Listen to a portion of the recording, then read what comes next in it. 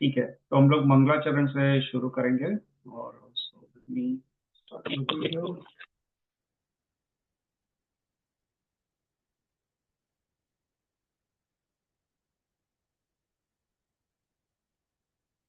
ठीक है, चलो हम लोग मंगलाचरण से शुरू करते हैं।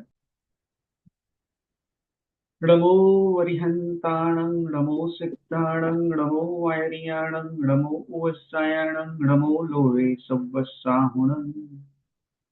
नमो वरिहंताणं नमो सिद्धाणं नमो आयर्याणं नमो उवस्सायाणं नमो लोवे सव्वस्साहुणं। नमो वरिहंताणं नमो सिद्धाणं नमो वायरियाणं नमो उवस्सायाणं नमो लोवे सव्वस्साहुणम्। मङ्गलं भगवान् वीरो मङ्गलं गौतमो गणी मङ्गलं कुन्दकुन्दार्यो जैन धर्मोऽस्तु मङ्गलम्। ठीक है, तो पिछली बार हम कहाँ पे थे? हम क्या डिस्कस कर रहे थे, किसी को याद है?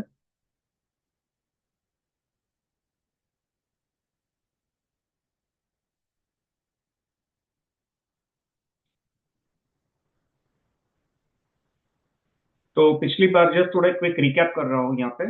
हमने पिछली बार क्या किया था कि वी हैड समय टॉक्ड अबाउट, समय।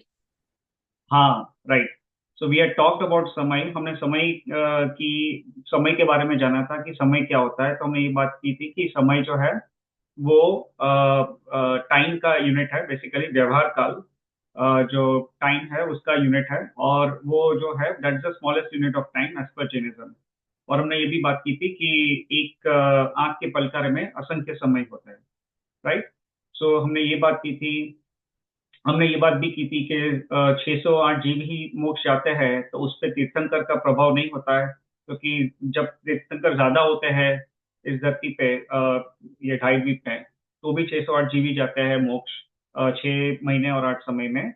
और जब तीर्थंकर कम होते हैं, जैसे अभी 20 तीर्थंकर है, तो भी इतने ही जीव जाते हैं। तो उसका उससे हमको क्या समझना चाहिए यहाँ पे? तो हमने वो निमित्त और उपादान के शब्द के बारे में थोड़ा कहा था और सुना था। तो ये एक हमने बात की थी। और हमने फिर ऐसे कोई जीव का उदाहरण देखा था कि ऐसा कोई जीव है जो 2000 सागर में जिसका मोक्ष नहीं हुआ, तो फिर वो एक इंद्र में या तो स्थावर पर्याय में गया था। तो हमने महावीर स्वामी भगवान का यहाँ पे उदाहरण लिया था। महावीर स्वामी भगवान के जीव का यहाँ पे हमने यहाँ पे उदाहरण लिया था। ठीक है, तो हमने ये सब बातें की थी। और फिर हमने ये बात की थी कि जैनिज्म जो है वो अन्य धर्मों से कैसे अलग है, और what is the credibility of Jainism, right. ये जो है हम जैनिज्म में पढ़ रहे हैं वो सब सत्य है बात, उसको हम कैसे माने, राइट। व्हाट इज द, हम कैसे माने कि ये बात जो यहाँ पे कहा गया, कही गई है, वो सब सत्य है और ये मानने लायक है। ये क्योंकि अलग अलग धर्मों में अलग अलग वर्जन आता है रिलीजन का, राइट। तो यहाँ पे फिर Jainism how is it different. तो हमने इसके बारे में थोड़ा हमने समझा था कि जैनिज्म जो है वो केवल ज्ञानी के ज्ञान पर आधारित है, जबकि जो अन्य धर्म जो है वहाँ पे वो केवल ज्ञानी के ज्ञान पर आधारित नहीं है। और इसीलिए वहाँ पे जो है वो it's not complete knowledge, right. So basically that is what we had understood. तो यहाँ पे इतना हमने बात की थी। और अंत में हमने धर्म की व्याख्या क्या है, धर्म की परिभाषा क्या है, इसके बारे में हमने थोड़ी बात की थी, राइट। तो पिछले सेशन में हमने आई थिंक इतना डिस्कस किया था। और अभी आज के सेशन में विल कंटिन्यू। तो हमने धर्म की जो परिभाषा है, वो जो अल्टीमेट डेफिनेशन है धर्म की, वो क्या है, वो उसके बारे में पिछले बार हमने कुछ कहा था। तो किसी को याद है? उसका जस्ट हमने एक आंसर दिया था, फिर we did not have time to kind of explain that or talk that in little bit more detail. So उसके बारे में फिर हमने उस पर ज्यादा हम डिटेल में नहीं गए थे। तो हम उसके बारे में थोड़ा ज्यादा डिटेल में जाएंगे, right. But at this point I just wanted to check, किसी को याद है हमने धर्म की परिभाषा क्या की थी या क्या कही थी लास्ट टाइम, लास्ट सेशन में?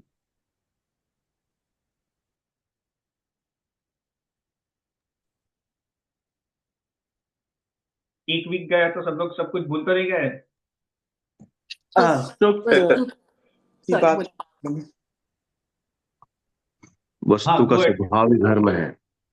हाँ, वस्तु का स्वभाव ही धर्म है। ठीक है पिंकेश भाई, वेरी नाइस। तो हमने ये धर्म की परिभाषा ये सुनी थी कि वस्तु सहो धम्मो। वस्तु सहवो धम्मो। वस्तु यानी वस्तु, सहवो यानी स्वभाव, और धम्मो यानी धर्म। तो वस्तु का स्वभाव ही धर्म है। राइट। तो ये हमने धर्म की परिभाषा की थी। अब इसको हम कैसे समझेंगे कि वस्तु का स्वभाव ही धर्म है, तो उसको हम कैसे समझेंगे? राइट। इसका मीनिंग क्या होता है, उसका इंटरप्रिटेशन क्या है? व्हाट, इसको क्या समझना चाहिए इसका मीनिंग? तो वस्तु का स्वभाव ही धर्म है। अभी यहाँ पे जो है वस्तु, वस्तु क्या है? वस्तु इज बेसिकली, यहाँ पे जब हम वस्तु कहते हैं तो बेसिकली यहाँ पे हम द्रव्य के बारे में कहते हैं। राइट। द्रव्य। और यहाँ पे हम विशेष रूप से हमारे लिए, यानी हम जीव है, राइट, तो हम जीव द्रव्य है। जाति की अपेक्षा 6 द्रव्य होते हैं। राइट। जीव, पुद्गल, धर्म, अधर्म, आकाश और काल। 6 द्रव्य होते हैं जाति की अपेक्षा। तो 6 द्रव्यों में से हम जो है वो जीव द्रव्य है। तो हमारे लिए बेसिकली हमारा जो स्वरूप है वो जानना इंपॉर्टेंट है। तो यहाँ पे वस्तु का स्वभाव ही धर्म है। तो ये जब कहते हैं तो इसमें वस्तु, यहाँ पे वस्तु का मीनिंग यहाँ पे द्रव्य, और द्रव्य में भी स्पेसिफिकली जीव यानी हम। तो जीव द्रव्य, उसके उसकी अपेक्षा से यहाँ पे समझना चाहिए हमें। राइट। तो जीव द्रव्य का स्वभाव ही धर्म है। राइट। तो स्वभाव ही धर्म है। अब स्वभाव का हम क्या मीनिंग निकालें? राइट। तो कोई बोलेगा कि भैया मेरा स्वभाव जो है वो, मेरी बेटी का स्वभाव शर्मीला है, वो मेरी बेटी शर्मीली है। हम बोलते हैं कि इसका स्वभाव तो थोड़ा गुस्से वाला है, इसका स्वभाव बहुत शांत है। तो ये जो स्वभाव है वो स्वभाव की बात नहीं कर रहे हैं। क्योंकि ये जो स्वभाव है वो तो हम बेसिकली पर्याय की अपेक्षा लौकिक जीवन में जो ये कथन के लिए जो बोलते हैं वो है। राइट। लेकिन जो यहाँ पे स्वभाव है वो द्रव्य का स्वभाव क्या है, वो उसके बारे में बात कर रहे हैं। तो यहाँ पे हम जीव द्रव्य है, तो जीव द्रव्य का स्वभाव क्या है? तो किसको पता है जीव द्रव्य के क्या क्या स्वभाव है, क्या क्या गुण है? इसको आप थोड़ा सा कल्पेश भाई, इसको ऐसा भी बोल सकते हो कि बेसिक नेचर क्या है, जो कांस्टेंट है, दैट विल नेवर चेंज, हम्म। वो वस्तु का स्वभाव है। राइट। तो राइट। जीव का बेसिक नेचर या जो कांस्टेंट है वो क्या है? वो है जानना हाँ। देखना। हाँ, एग्जैक्टली। जानना देखना। राइट। तो जो ज्ञान है, दर्शन है, ये सब जो है जीव के गुण है। और एक अपेक्षा से कह सकते हैं कि जीव का स्वभाव है। राइट। तो जैसे जीव का स्वभाव है ज्ञान, दर्शन, अनंत सुख, अनंत वीर्य, और वैसे काफी सारे गुण हैं। तो ऑडियो सेटिंग कैसे चेंज हो सकते हैं मुझे नहीं पता। हाँ, तो बेसिकली काफी सारे ऐसे जो गुण है। तो यहाँ पे ये जो है जीव जब है अपने स्वभाव में रहता है, तो वही बेसिकली धर्म है। राइट। और जीव जो है, तो ये स्वभाव की यहाँ पे बात की। राइट। तो स्वभाव की बात यहाँ पे क्यों की है? क्योंकि जीव जो है ऐसा द्रव्य है जो उसकी विभव दशा में भी जा सकता है। Right.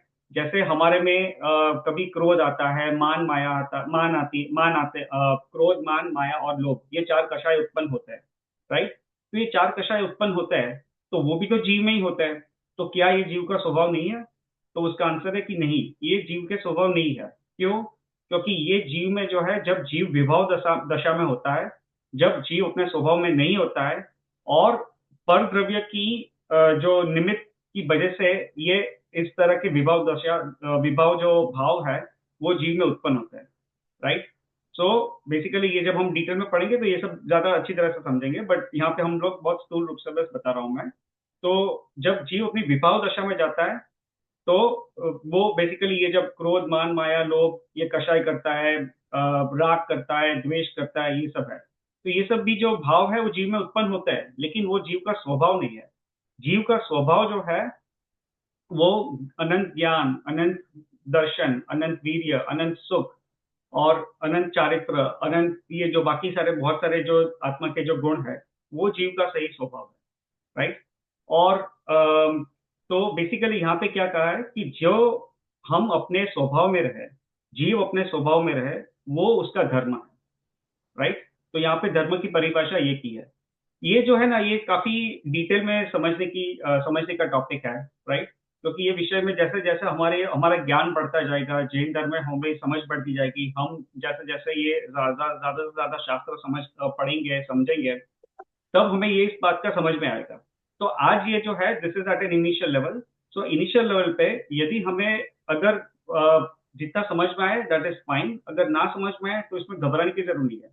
But at least keep in mind the definition. Definition क्या है कि वस्तु का स्वभाव वही उसका धर्म है। That is the ultimate definition of religion.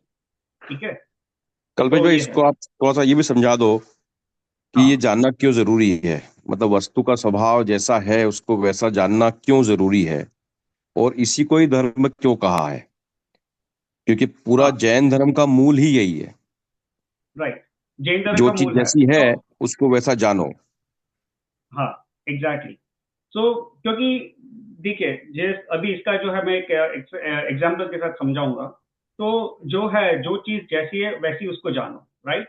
तो जो द्रव्य का, जो विश्व का, जो हमारा जो यथार्थ स्वरूप है, उसी को जब जानेंगे तो ही हम बेसिकली उसका जो उसके जो गुण है उसको उजागर कर पाएंगे और उसमें रह पाएंगे, राइट। तो अभी यहाँ पे जस्ट ये एक एग्जांपल मैं लेने वाला था, कि जैसे एक बच्चा है, राइट, छोटा सा बच्चा है, जैसे 2 साल का 3 साल का बच्चा है। अब बच्चे को गुब्बारे अच्छे लगता है, बलून्स, राइट, गुब्बारे बहुत अच्छे लगते हैं। तो जब बच्चे को कोई गुब्बारा देता है तो बच्चा खुद खुश हो जाता है, राइट। अब उनके पेरेंट्स को पता है कि गुब्बारा जो है वो ज्यादा देर टिकने वाला नहीं है, राइट। मोस्ट लाइकली कहीं पे उसको कहीं चुभ जाएगा, उसको कोई पॉइंटेड चीज, नुकीली चीज उसको चुभ जाएगी और अल्टीमेटली वो गुब्बारा फूट जाएगा। तो हम लोग ये सब समझते हैं, लेकिन बच्चा जो है वो नहीं समझता है। तो बच्चा क्या करता है कि वो बच्चे को गुब्बारा मिला तो बच्चा गुब्बारे से खेलने लगता है, खेलने लगता है, खुश होता है। फिर थोड़ी देर फिर वो सोचता है कि अच्छा, ये तो मेरा गुब्बारा है, मैं इससे खेलूंगा और रोज खेलूंगा और मुझे बहुत मजा आएगा। तो बच्चा का, ये जस्ट चाइल्ड लेवल की बात कर रहा हूँ, वो ऐसा सोचता है। ठीक है। फिर क्या होता है कि थोड़ी देर में वो गुब्बारा फूट जाता है कहीं पे, चुप के या कैसे भी उसका फूट जाता है। तो फूट जाता है तो बच्चा रोने लगता है। बच्चा रोने लगता है ये सोच के कि अरे यार, ये तो मेरा गुब्बारा था, अब ये फूट गया। तो यहाँ पे क्या है कि दो बच्चे ने मिस्टेक्स की। बच्चे ने दो भूल की। पहले तो उसको वो गुब्बारे को अपना माना, राइट, पहली बात। और दूसरा ये माना कि ये गुब्बारा जो है वो मेरे साथ काफी टाइम तक रहने वाला है। तो इसलिए जब यहाँ पे उसने वस्तु का स्वभाव नहीं समझा, ये यहाँ पे एक एग्जाम्पल ये उसके संदर्भ में बता रहा हूँ, कि उसने ये नहीं समझा कि गुब्बारे की लाइफ है वो ज्यादा देर की नहीं है।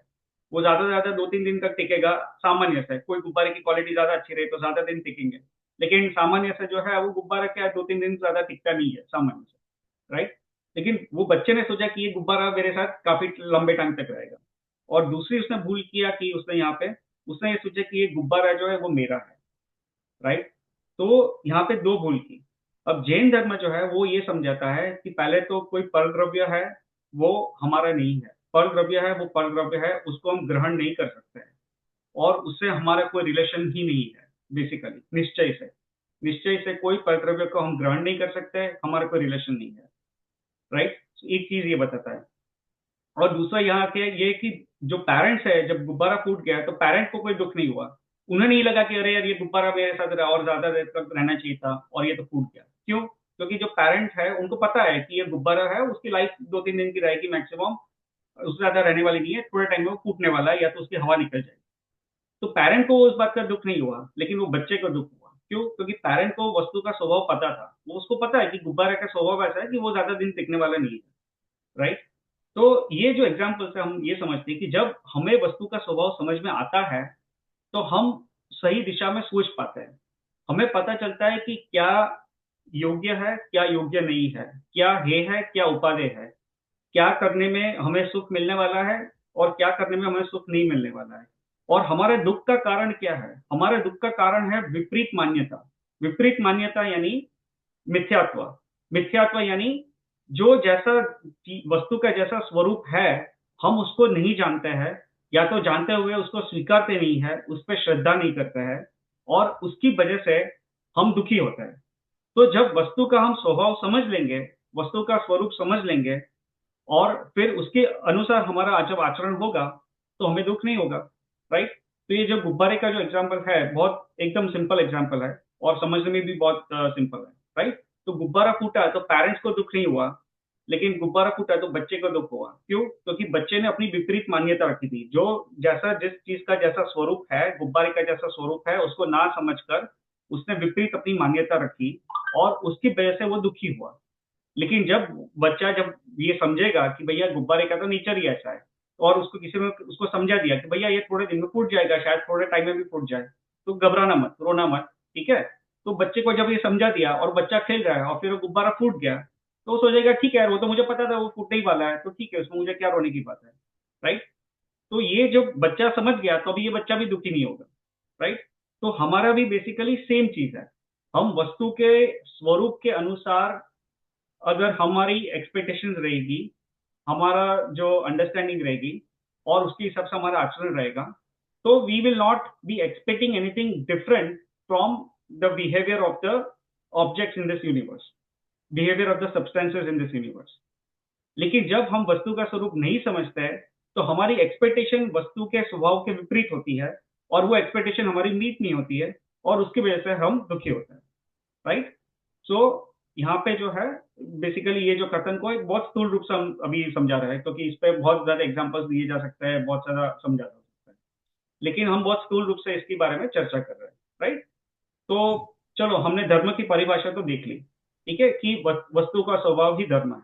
और इसको जब हम जैसे जैसे आगे ये जो अध्यात्म के शास्त्र पढ़ेंगे और समझेंगे, तो ये जो बात है वो इतनी दिमाग में बैठ जाएगी कि हमें लगेगा कि अच्छा, यही सही धर्म, यही सही व्याख्या है धर्म की, right. This is the right definition. चलो, अभी एक इंटरेस्टिंग क्वेश्चन पूछता हूं मैं कि ऐसे जीव का कोई एग्जांपल दे सकता है जो अपने वस्तु के आई मीन अपने स्वभाव में पूरी तरह लीन है अभी? ऐसे कोई जीव का कोई उदाहरण दे सकता है जो वे जीव जो अपने स्वभाव में पूरी तरह से लीन है अभी? तो ऐसे कोई जीव का कोई एग्जांपल दे सकता है? पिंकेश भाई, आप मत बोलिएगा। I think I would like someone to answer, क्योंकि आप तो या एक्सपर्ट भाई।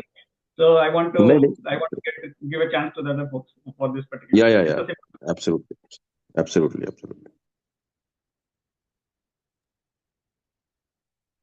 हाँ, रोशनी जी, I don't आपको know. बोलना I don't know the definition, but I think one who has attained moksha, right?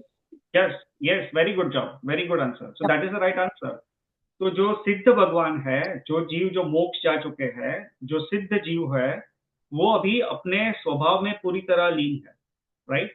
तो वे जो है, उन्होंने अपना धर्म जो है वो पूरी तरह प्रकट किया हुआ है, और वो पूरे उनका जो आचरण है वो पूरे अपने धर्म के हिसाब से है। बेसिकली धर्म यानी उनका जो जीव द्रव्य है उसके पूरी तरह उसी में लीन है, उसी के स्वभाव में लीन है।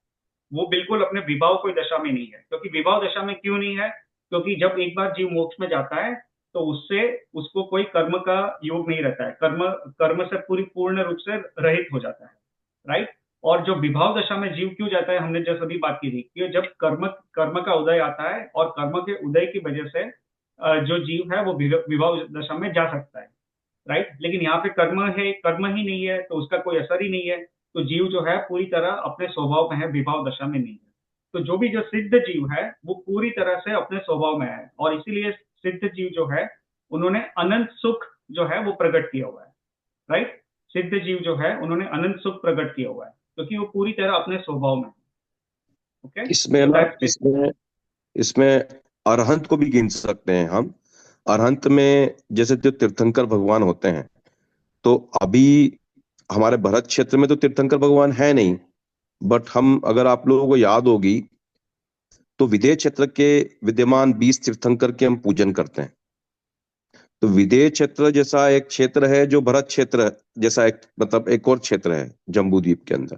तो वहां पर कॉन्स्टेंटली मतलब हर वक्त हर समय जो है 20 तीर्थंकर्स हमेशा रहते ही रहते हैं, ऑलवेज रहते हैं।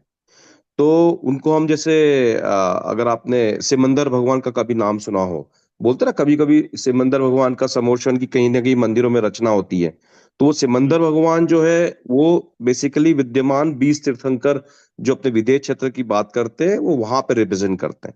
तो वो भी इस कैटेगरी में आते हैं कि वो भी अभी करंट स्टेट में वो वस्तु स्वभाव में ही है अपने कॉन्स्टेंटली। सिर्फ ये है कि उनके जो लास्ट के जो 4 कर्म है बस उनका घात नहीं हुआ है। बाकी जैसे कल्पेश भाई ने बताया तो सिद्ध के साथ में फिर अनंत को भी हम ले सकते हैं जो विद्यमान 20 तीर्थंकर है। It is just an FYI।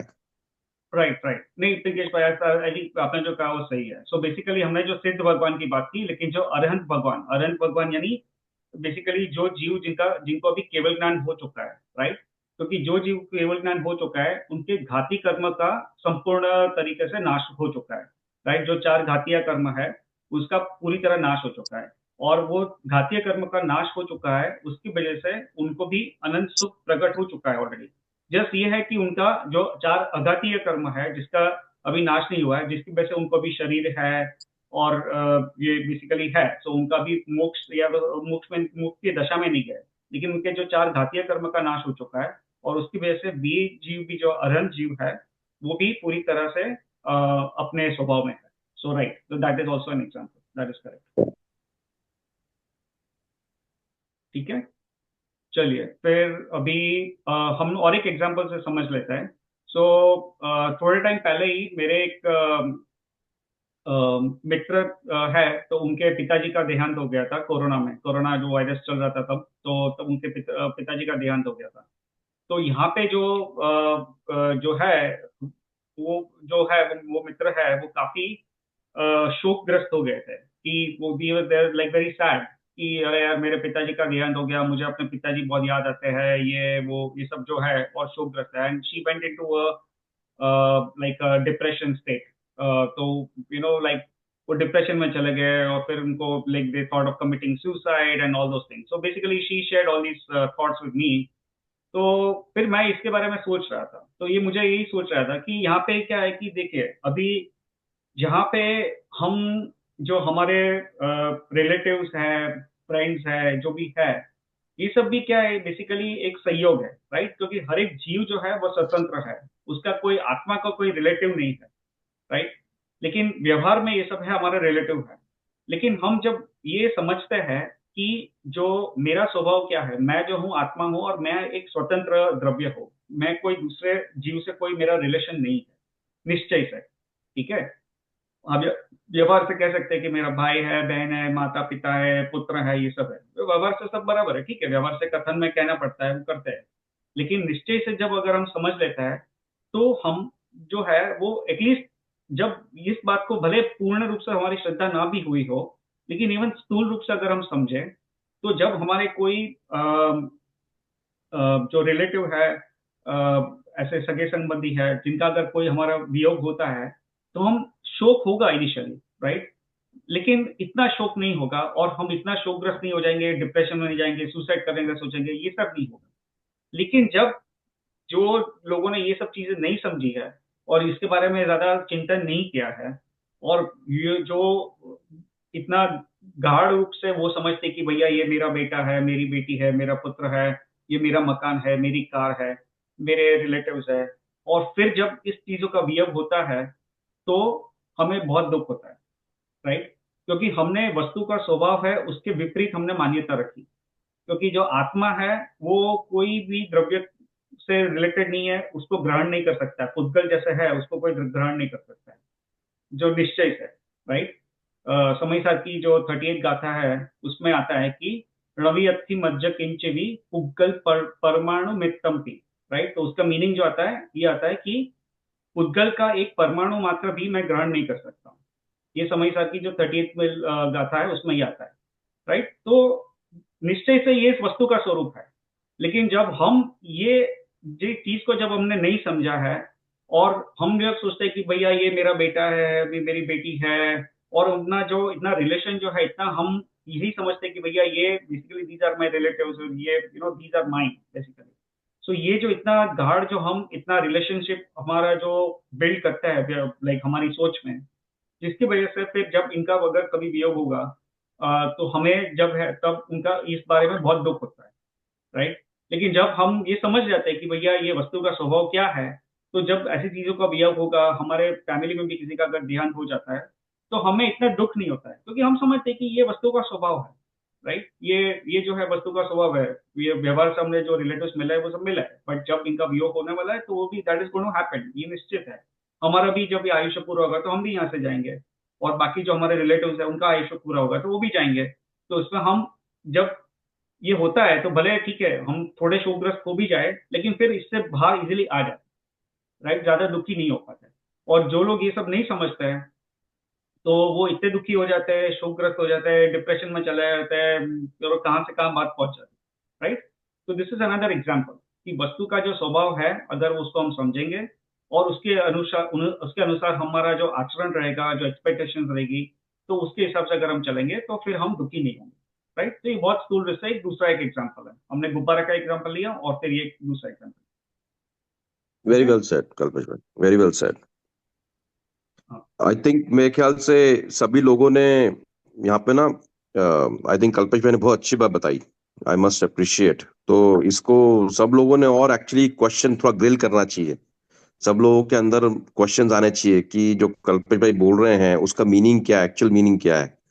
It is very very important, और यही एक्चुअली हमारा जैन धर्म का बेसिक है। इसके अलावा जैन धर्म में और कुछ ज्यादा, मतलब अगर आपने एक दो बातें समझ ली ना, तो सब कुछ पूरा सार समझ में आ जाता है।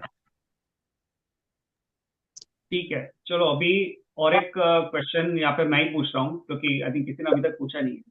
तो हमने जो धर्म की परिभाषा की, यहाँ पे धर्म की परिभाषा की, उस पे ये बताया कि वस्तु का स्वभाव ही धर्म है, राइट।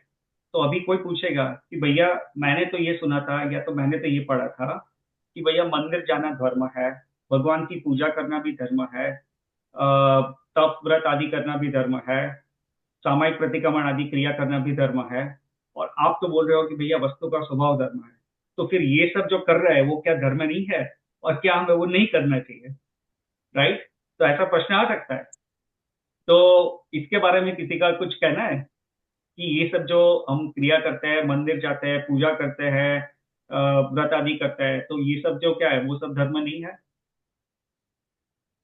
मेरे हिसाब I से would say, okay go ahead. I would say कि है, but it is the means to an end. That itself is, it's a, ये एक धर्म की क्रिया है, it's a process, but you can't think, it doesn't end there. आप वो करके ऐसे नहीं सोच सकते मैंने धर्म कर लिया, किया, लेकिन did you think about it? I think because अपने में स्वाध्याय का बहुत फोकस है, इम्पोर्टेंस है, and for a reason, so I feel like the answer is both yes and no. Okay, And I very kind good, of very good second, आंसर। I हाँ can इंजन। kind of second that because I was going to say the same thing. So हम जैसे योगा करते हैं, right? So yoga, it's a tool that is provided to perform your dharma और कर्तव्य, मतलब tools to reach or do things that you want to do, means to do it, as you said, Kinjal. Very nice, very nice. आप already सब expert हो, बहुत अच्छी बात है। चलो विशाल भाई का हैंड रेज है, तो विशाल भाई आपको कुछ बोलना है तो बोल सकते हैं। आई थिंक क्रिया मोक्ष का मार्ग नहीं है, लेकिन उससे जो पुण्य जो हमारे है, पाप है, उनकी जो निर्जरा करनी है, वो सब हमें उस डायरेक्शन में हेल्प करता है। लेकिन उससे अगर हम ये मिसकंसेप्शन रखें कि ये क्रिया करने से, इसको अगर धर्म समझ के करने से um, हमें मोक्ष मिलेगा, that is a misconception that we need to get rid off. I think that's important. ठीक है, हाँ। नहीं तो आप सबने बहुत अच्छे आंसर दिए, सो वेरी नाइस। या मैं कुछ ऐड करना चाहूंगी। हाँ हाँ श्योर। चाहे हम इन इन जो भी हम ये मंदिर जाते हैं या पूजा करते हैं, इसको हम क्रिया मान रहे हैं, पर जब तक हम वस्तु के स्वभाव को नहीं समझेंगे, मीनिंग समझे बिना अगर हम ये सब करेंगे, तो वो सिर्फ एक क्रिया रह जाती है। So basically the root is, first we have to understand कि द्रव्य क्या है, मैं कौन सा द्रव्य हूँ। अगर हमें ये अंडरस्टैंडिंग है और उसके साथ में अगर हम मंदिर जाते हैं, पूजा करते हैं, स्वाध्याय करते हैं, देन वी नो कि राइट थिंग क्या है, and then we do that क्रिया, एंड देन उसका हमें सही सही तरीके से हम कर पाते हैं। पर अगर हम सिर्फ मंदिर जाते हैं then it's just a thing कि जैसे मैं ऑफिस जा रही हूँ, मैं काम कर रही हूँ and then I come back, that's just activity for me, just a task I completed and I came back and I'm just continuing in my life. So I think that's the differentiation between like अगर आपको वस्तु का स्वभाव समझ में है, पहले समझ में अंडरस्टैंडिंग ले रहे हैं, तो उससे फिर हम अगर ये अभी हम गृहस्थ में हैं और हम क्रियाएं करते हैं तो हम सही तत्व को समझ के कर रहे हैं। तो और ये अगर हमें समझ नहीं है then it's just a activity, it is just a thing which you just complete as a checklist and then you just go on in your life. तो वो एक डिफरेंस मुझे लगता है कि इससे आता है जो आपको सही मीनिंग समझने में और ना समझने में होता है। ठीक है, बहुत बहुत अच्छा। तो I think everyone answered very nicely. So हाँ, किसी और को कुछ कहना है? इसको ना आप लोग ऐसे भी समझ सकते हैं कि जो मंदिर जाते हैं, पूजा करते हैं, इसको व्यवहार से धर्म बोलते हैं, शास्त्रों में आया है इस तरह से। बट निश्चय से तो वस्तु स्वभाव धर्म है, ये बात भी सही है। और इसको आप इस तरह से भी समझो कि जैसे हमारी डेली और जो हमारी जनरल डेली लाइफ स्टाइल कैसी होती है, हमारे कितने सारे ऐसे आइडियल्स हैं, है ना, कि we actually look up to become like them. और जैसे जिससे काफी लोग होते हैं जिनसे हमें, हमारे जो पेरेंट्स होते हैं, हम उनसे काफी कुछ सीखते हैं, क्योंकि I think they have accomplish something which we haven't done yet. तो ऐसे ही जो है, जो धर्म की रिस्पेक्ट में बात करते हैं, तो हम मंदिर जाते इसलिए भी हैं कि जो भगवान है हमारे, अनंत भगवान, सिद्ध भगवान है, उन्होंने वो अल्टीमेट हैप्पीनेस अकम्प्लिश कर लिया है। और उनको वो रास्ता पता है, वो मार्ग पता है कि ये कैसे जो है अल्टीमेट हैप्पीनेस अकम्प्लिश कर सकते हैं, अचीव कर सकते हैं। तो हमें वो डायरेक्शन चाहिए होती है। हमें वो डायरेक्शन के लिए हमें जो है, जैसे हम स्कूल वगैरह में पढ़ने जाते हैं ना, कि हमें वो नॉलेज मिल जाए, वैसे हम जो है मंदिरों में जाते हैं ताकि हम भगवान के गुणों को देखकर उनके जैसा कैसे बन सकें। वो हमें एक्चुअली ओवरऑल इस चीज को अकम्प्लिश करने के लिए हमारे लिए एक टूल है, या ऐसा बोल सकते हैं कि हमारे रास्ता है। और दूसरा, इसको इस तरह से भी देख सकते हैं कि आप फुल टाइम तो वैसे भी जनरल लाइफ के अंदर मेडिटेट नहीं कर सकते हो, या जैसे मुनि महाराज लोग जंगल में जाकर ध्यान करते हैं, वैसा तो हम करते नहीं है, राइट। तो उसके लिए क्या होता है कि आप कोई दूसरे पाप कार्य करोगे, दूसरे सिंस में लगोगे, उससे बेटर ये है कि कम से कम आप जो है मंदिर में जाके पूजा पाठ करोगे, तो एटलीस्ट आप पुण्य के काम करोगे। हालांकि पुण्य पाप दोनों ही बंध का कारण है, दोनों से ही मोक्ष मिलना नहीं है, but at the same time कम से कम पाप से तो बेटर पुण्य है। और पुण्य करोगे तो जो है शुभ भाव से शुद्ध भाव में जाओगे। ये ओवरऑल जो है उसका थ्योरी है। कल्पेश भाई। हाँ, किंजल बेन, आई थिंक आपका हैंड रेज था, आई थिंक आपको कुछ कहना है अभी? Actually, Pinkesh bhai just said it. So वही मैं सोच रही थी कि because हम जैसे बोलते हैं कि शुभ भाव अशुभ भाव, but so during the time that you are in the मंदिर और जो आप ये क्रिया कर रहे हो, तो उतने टाइम होपफुली आपके एटलीस्ट वो शुभ भाव हैं, you know, and then you can take the next step. So I feel like this is, you know, वही I was just going to echo what Bhaiya said, but I think he said it much better. हाँ, so basically I think सब लोगों ने काफी अच्छे answer दिए। सो यहाँ पे जो है, अब थोड़ा ये कंट्रोवर्शियल टॉपिक है। टॉपिक वैसे कंट्रोवर्शियल नहीं है, लेकिन हमारी समझ कई जगह पे एक लेवल पर अटक जाती है, या तो उससे ज्यादा हम लोग बियॉन्ड गए नहीं है, तो जिसकी वजह से और कई बार हमको लगता है कि ये कंट्रोवर्शियल है। वैसे ये कंट्रोवर्शियल टॉपिक नहीं है। तो इसमें जो है, अगर आप जो कांची स्वामी जी के जो लेक्चर है, गुरुदेव श्री के जो लेक्चर है, उसमें उन्होंने काफी इसमें बहुत डिटेल से सब समझाया है।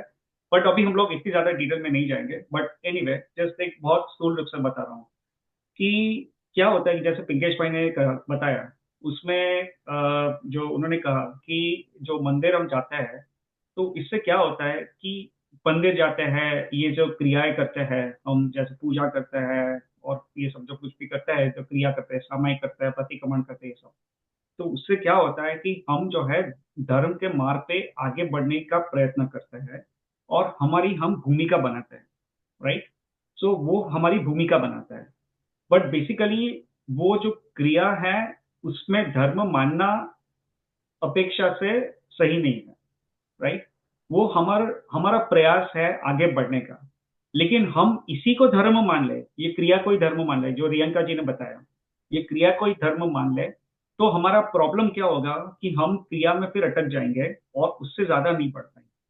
और दूसरी बात यह है कि जब हम ये कोई भी जो धर्म की क्रियाएं जो करते हैं, उस पे हमारा जो लक्ष्य है, जो हमारा गोल है, वो तो हमारा क्लियर होना ही चाहिए कि हमको मोक्ष जाना है। हमारा वस्तु का स्वभाव जो है, हमारा स्वभाव है, उसमें हमको लीन होना है, हमारे आत्मा को समझना है और आत्मा की अनुभूति करनी है, सम्यक दर्शन की प्राप्ति करनी है। तो ये सब जो है वो हमारा अल्टीमेट गोल है। अल्टीमेट गोल तो मोक्ष जाना ही है बेसिकली, राइट? तो ये है, ये हमारा गोल होना चाहिए। और ये गोल की प्राप्ति के लिए हम जो यहाँ पे जो क्रिया के नाम पे जो पुरुषार्थ कर रहे हैं वो कर रहे हैं। बट जो क्रिया है वो धर्म, अगर डिटेल में जाए या सूक्ष्म रूप से देखे तो वो धर्म नहीं, ठीक है? अब प्रॉब्लम क्या होता है कि कई लोग, I don't want to name in any way anyone, और I think most of you guys are very nice, like very, आपकी तो वैसे भी नॉलेज काफी अच्छी है, बट कई लोग जो है वो लोग क्या करते हैं, जैसे पर्यूषण आता है, तो पर्यूषण आता है या तो जो 10 लक्षण आता है, उसमें फिर काफी सारी क्रिया करते हैं, प्रतिक्रमण करते हैं, और व्रत आदि रखते हैं, ये सब करते हैं, ठीक है? और फिर उनको एक सेटिस्फैक्शन आ जाता है कि भैया मैंने तो इतने सारे व्रत कर लिए, इतने सारे एकासन कर लिए, उपवास कर लिए, प्रतिक्रमण कर लिए, तो अभी मेरा इस साल का धर्म का कोटा है वो पूरा हो गया, अभी अगले साल आएगा फिर हम और कुछ करेंगे, राइट? या कोई सोचेगा कि भैया मैंने इतने दान दे दिया, मैंने इतने $1000 यहाँ पे डोनेट कर दिया मंदिर में, तो मैंने तो बहुत धर्म कर लिया। अब अगर यहाँ पे हम धर्म उसको मान लिया तो यहाँ पे बहुत बड़ी गलती हो जाती है, क्योंकि हम इसी को धर्म मान लेते हैं। कई लोग जो है, जैनियों की बात कर रहा हूँ, नॉन जैन की बात तो छोड़ो, यहाँ पे आते ही नहीं है यहाँ पे इसमें, लेकिन जो जैन लोग है यहाँ पे वो गलती कर देता है, ठीक है? तो ये जो क्रिया है वो एक शुभ भाव है, और अगर हमारा लक्ष्य क्लियर है कि हमें मोक्ष की प्राप्ति करनी है, और उसकी प्राप्ति के लिए हम जैसे ये शुभ भाव में रहते हैं, लेकिन हमारा जब तक यहाँ पे लक्ष्य क्लियर है और हम निश्चय से धर्म जो है वो क्या है वो समझते हैं, और वो निश्चय से जो धर्म है उसकी प्राप्ति के लिए हम व्यवहार से जो क्रियाएं करते हैं, तो वो सही है। लेकिन हमको अगर निश्चय से धर्म की परिभाषा नहीं पता है, निश्चय से धर्म क्या है वो नहीं पता है, निश्चय से हमारे मन में ये ख्याल नहीं आता है कि मुझे मेरा स्वभाव प्रकट करना है, मुझे अपने स्वभाव में लीन होना है, मुझे मेरे स्वरूप में लीन होना है, ये हमारा लक्ष्य नहीं है, या तो हमें इसके बारे में ज्यादा सोचते नहीं है, हमारे आत्मा के बारे में नहीं सोचते। आत्मा यानी बेसिकली आत्मा मैं ही हूँ, बट हम ऐसा बोलना चाहिए कि हमारा आत्मा, क्योंकि हम लोग अपने आप को आत्मा नहीं समझते, इसलिए मैं बोलता हूँ हमारा आत्मा, बट बेसिकली मैं ही खुद आत्मा हूँ, राइट? तो यहाँ पे जब ये सब चीज के बारे में हम नहीं सोचते हैं और सिर्फ व्यवहार की जो क्रियाएं करते हैं, और हम सोचते हैं कि भैया आज मैं मंदिर गया, 2 घंटे गया, मैंने पूजा की, प्रक्षाल किया, जल यात्रा की, ये सब की, और मैंने लगता है कि मुझे बहुत अच्छा मेरा धर्म हो गया। तो ये जो है, यहाँ से अगर यहाँ पे इतने ही सब क्रिया को सिर्फ धर्म मान लिया, लेकिन हमारे लक्ष्य में निश्चय धर्म नहीं होगा और फिर सिर्फ व्यवहार करेंगे, तो वो गुरुदेव श्री ने कहा है कि सिर्फ व्यवहार करने से कभी निश्चय प्रकट नहीं होने वाला। अगर निश्चय का हमारा लक्ष्य है और निश्चय के लक्ष्य से अगर हम व्यवहार करते हैं तो फिर हम वहां पे पहुंचेंगे। लेकिन निश्चय क्या है हमने समझा ही नहीं है, वो हमारे लक्ष्य में है ही नहीं, हमारे स्मरण में ही नहीं है, और सिर्फ यहाँ पे सिर्फ हम व्यवहार की क्रिया करेंगे, तो उसके हमको फायदा नहीं होगा, ठीक है? और इसके लिए जो है, और ये जो कथन की पुष्टि करने के लिए, और एक छह डाला में एक अपनी गाथा आती है, तो मैं actually I am just trying to see if I can bring up that quickly, पर 6 डाला में एक गाथा आती है कि let me see if I can bring it up.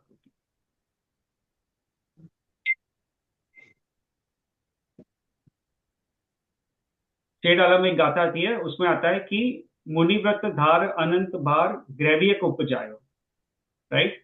उसका किसी ने उसका उसकी जो दूसरी लाइन है वो भी मैं एक्चुअली ढूंढने की ट्राई कर रहा हूँ, मुझे अभी याद नहीं है, बट उसमें कहा है कि मुनिव्रत धार अनंत बार ग्रैविय को उपजायो। यानी हम लोग ये सोचते हैं कि भैया मैं मंदिर गया, मैंने दान किया, मैंने व्रत आदि लिए और इसमें धर्म हो गया। 6 डाला में दौलत राम जी ने क्या लिखा है? मुनिव्रत धार अनंत बार ग्रहवीय को उपजायो। यानी हमने मुनि व्रत कितनी बार धारे हैं? अनंत बार। अब मनुष्य भव इतना दुर्लभ है, राइट? मनुष्य भव इतना दुर्लभ है, और उसमें भी जैन जिनेश्वरी दीक्षा लेना, राइट, एज पर जैनिज्म जो दीक्षा लेना वो कितना दुर्लभ होगा, राइट, क्योंकि इतने सारे मनुष्य हमको दिखता है, उसमें कितने जो है वो मुनि दिखते हैं, और वो भी उसमें जो रियल सच्चे मुनि जो है वो कितने हैं, राइट। तो यहाँ पे 6 धारा में लिखा है कि मुनि व्रत धार अनंत बार, हमने अनंत बार मुनि व्रत धारण किया है, राइट। तो हम अगर यहाँ पे मंदिर को जाना पुरुषार्थ समझते हैं, अगर ये क्रियाएं जब करना पुरुषार्थ समझते हैं, तो फिर वो मुनि व्रत तो उसके उससे कितना बड़ा पुरुषार्थ है, राइट। तो मुनि व्रत हमने ऑलरेडी अनंत बार धारण किया हुआ है। ये जो हमारे शास्त्र में आता है कि हमने कितनी बार मुनि व्रत धारण किया है, कि जितनी बार जिस जिस भव में मुनि व्रत धारण किया है, उस भव का जो पीछी और कमंडल, उसका अगर हम ढेर बनाएंगे, जैसे एक भव में मुनि व्रत धारण किया, उसके बाद मैंने हजारों साल बाद कोई वापस मनुष्य की पर्याय में आया और उसने मुनि व्रत धारण किया, तो फिर उसका पीछी कमंडल इकट्ठा करो। फिर वापस हजारों साल बाद, लाखों साल बाद, साधु रूपम बाद मैंने मुनि व्रत धारण किया, तो उसका पीछी कमंडल इकट्ठा करो।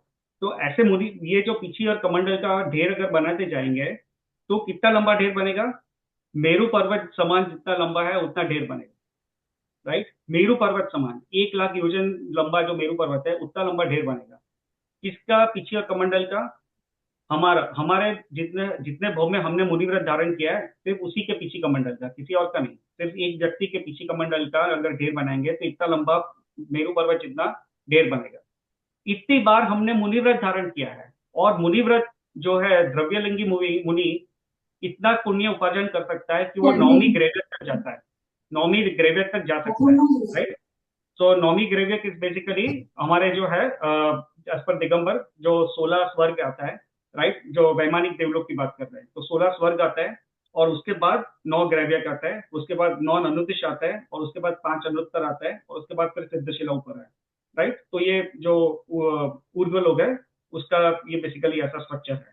तो 9वां जो ग्रेवियक है वो 16 स्वर्ग के ऊपर आता है। तो इतना जब पुण्य इकट्ठा होता है तब जाके वो 9वीं ग्रेवियक में जा सकता है। और ये हमारे शास्त्र में आता है कि जो 9वीं ग्रेवियक में सिर्फ ये मुनि जो है वही जा सकता है, और वो भी द्रव्य लिंगी मुनि हो, एटलीस्ट कम से कम द्रव्य लिंगी मुनि हो तो ही जा सकता है। इवन जो साधारण जो श्रावक है वो भी इतना पुण्य उपार्जन नहीं कर सकता है कि वो ग्रेवियत तक जाता है।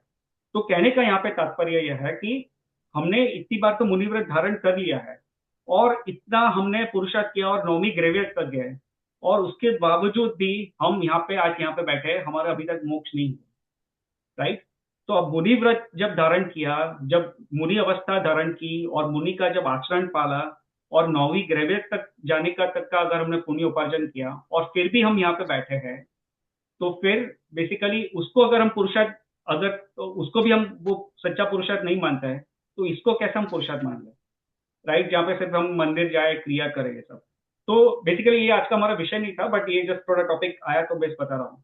सो कहने का तात्पर्य यह है कि जो निश्चय धर्म है वो हमारे लक्ष्य में होना होना होना ही चाहिए, और निश्चय जो धर्म है वो जो है, और उसको पाने का पुरुषार्थ वो असली पुरुषार्थ है। और उसको पाने के लिए जो हम व्यवहार की जो क्रिया करते हैं वो क्या है, बेसिकली हमारी भूमिका क्रिएट करता है, creates a platform for us, it's a tool to reach to that level. But basically जो हमारा लक्ष्य है वो तो वहीं का होना चाहिए, निश्चय धर्म जो है वहीं का होना चाहिए। अगर वो नहीं होगा तो क्या होगा कि हम मुनि व्रत धारण कर लेंगे, पुण्य उपार्जन करेंगे, लेकिन हम मोक्ष की प्राप्ति नहीं कर पाएंगे और संसार में परिभ्रमण करते हैं। इसमें जैसे एक एडिशन कर देता हूं मैं, इसमें ना जैन धर्म में एक्चुअली हमारा ना एक कहावत है जैन धर्म की, कि जैन धर्म जो है वो तो भावों का धर्म है। भावों का मतलब कि आपके इंटेंशंस क्या है। तो इंटेंशंस को हिंदी में बोलते हैं अभिप्राय। आप लोग कई बार अगर किसी भी प्रीचर्स के सुनोगे ना प्रवचंस, तो अभिप्राय का शब्द काफी बार यूज होता है। वो अभिप्राय is nothing but the intentions. जैसे कि हम मंदिर गए, मंदिर जाने के पीछे हमारा इंटेंशन क्या है। उपवास किया, उपवास करने के पीछे हमारा इंटेंशन क्या है। अगर इंटेंशन ये है कि that we will get some fame and name, कि लोग पूछेंगे आपको कि आपने 10 उपवास कर लिए, वाह क्या बात है, तो फिर आप समझ लो कि आपने यू हैवंट अर्नड एनी पुण्य। पुण्य भी आपने अर्न नहीं किया। लेकिन अगर आपके इंटेंशन ये है कि आपके चारित्र को आपको थोड़ा सा स्ट्रेट करना है, जैसे कि कल्पेश भाई ने बताया कि भूमिका में लेके आना है, तो at least you will earn some पुण्य बिहाइंड दैट। और अगर इंटेंशन और भी शुद्ध हो जाए कि नहीं हमें तो मुक्ति प्राप्त करनी है हमें, तो उसमें क्या होगा कि धीरे धीरे आपकी एक्चुअली जो खुद की विल पावर है वो शुभ से शुद्ध में धीरे धीरे आएगी, वो आपकी परिणति धीरे धीरे चेंज होती है, ऐसे एकदम चेंज नहीं होने वाली। इसलिए coming to the temple, doing all chores, puja, abhishek, path, ये आप कोई अगर प्रवचन में सुन भी लो कि कोई बार कभी कभी पंडित बोल देते हैं, पंडित जी लोग, कि इन सब से कोई फायदा नहीं है, बट उनका कहने का इंटेंशन यही है कि इसको आप छोड़ो मत। ये जो है ना, मंदिर आना, पूजा करना, अभिषेक करना, प्रवचन में बैठना, स्वाध्याय करना, मेडिटेट करना, ये आपने कभी छोड़ना नहीं है, इसको पकड़ के रखने का है। But just keep your intentions very clear कि भैया असली में तो आपको जो अल्टीमेट हैप्पीनेस चाहिए वो ये पाथ पे तो आना ही पड़ेगा, दैट इज फॉर श्योर। इसका कोई शॉर्टकट नहीं होता है। ठीक है। बहुत अच्छा संदेश, बहुत सही कहा है। तो बेसिकली यही है कि इसका जो गलत मीनिंग ले लेना है। अब ये बोलोगे कि ठीक है यार मंदिर जाने में धर्म नहीं है तो ऐसा नहीं है कि भैया ये छोड़ दो, क्योंकि हम बेसिकली यहाँ पे प्रयास शुरू करते हैं और फिर क्योंकि यहाँ पे जब मंदिर जाएंगे, ये पूजा करेंगे, तो हमारे भाव की वृद्धि होती है। और बेसिकली ये जो स्वाध्याय करेंगे तो हमारा ज्ञान बढ़ता है, हमें समझ में आता है कि क्या सही है, क्या हे है, क्या उपादेय है, क्या आदरने लायक है, क्या छोड़ने लायक है। ये सब चीजें समझ में आती है और हमारा स्वरूप समझ में आता है, तत्वों का ज्ञान होता है, तत्व का निर्णय होता है उसके बाद, और फिर हम आगे बढ़ पाते हैं, right.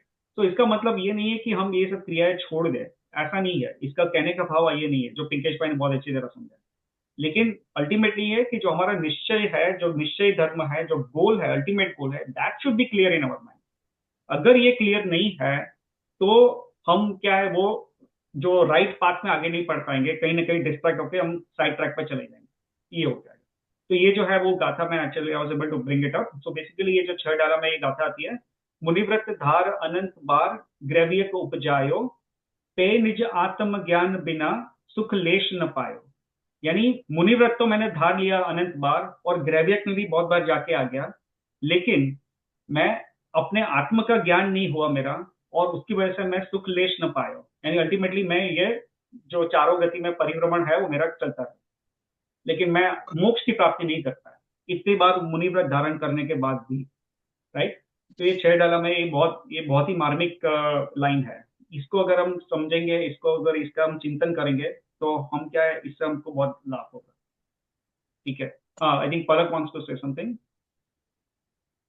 I think, I want to add something. I remember the example I recently especially heard in one of the Swadhyayas. जब वो बेसिक एकदम बहुत बेसिक टर्म में अगर उसको एक्सप्लेन करना है तो एग्जाम्पल वो दिया था कि let's say there are 3 station A B C, आपको ट्रेन से जाना है, आप ए से स्टार्ट करते हो तो बी, और आपको पता है कि आपका डेस्टिनेशन सी है, आपको जाना सी पे ही है, लेकिन B will be on the way always. You can not say कि मैं बी में नहीं जाऊंगा, मुझे सीधा सी में जाना है, दैट्स नॉट एन ऑप्शन। और ऐसे भी नहीं सोच सकते हो कि मैं बी में जाऊंगा और यहाँ पे ही बस मैं उसको अपना डेस्टिनेशन समझ के रुक गया, तो आप कभी भी सी पे नहीं पहुंचोगे। So it's like you have to go through B, you cannot bypass it, but at the same time you cannot get stuck on station B, because station C अगर आपका final destination है तो आपको B को छोड़ना पड़ेगा, तभी जाके आप C में पहुंचोगे। So I like that example, मुझे लग रहा है ये शायद यहाँ पे हेल्प हो जाएगा। ठीक है, वेरी नाइस, वेरी नाइस। ठीक है, चलो अभी हम आज का जो हमारा मेन टॉपिक है, जो अभी तक अभी शुरू नहीं कर पाए थे, तो विल शुरू करेंगे। हम 4 अनुयोग का टॉपिक शुरू करते हैं, ठीक है। But just before we get change our gears and go to the next track, अब तक किसी को कोई क्वेश्चन है, किसी को कोई डाउट है, किसी को कुछ ऐसा कुछ है जो समझ में नहीं आ रहा है या दिमाग में नहीं बैठ रहा है, ऐसा कुछ है? If there is any quick question I can try to answer, we can try to answer, but अगर नहीं है तो will move on. Amar, Jinal, Priyesh, Vandana, Ruchika, Apurva भाई। सबको, कल्पेश भाई सबको पूछ लो, do they know the meaning of shubh bhav and shuddh bhav? All good, या ऑल गुड।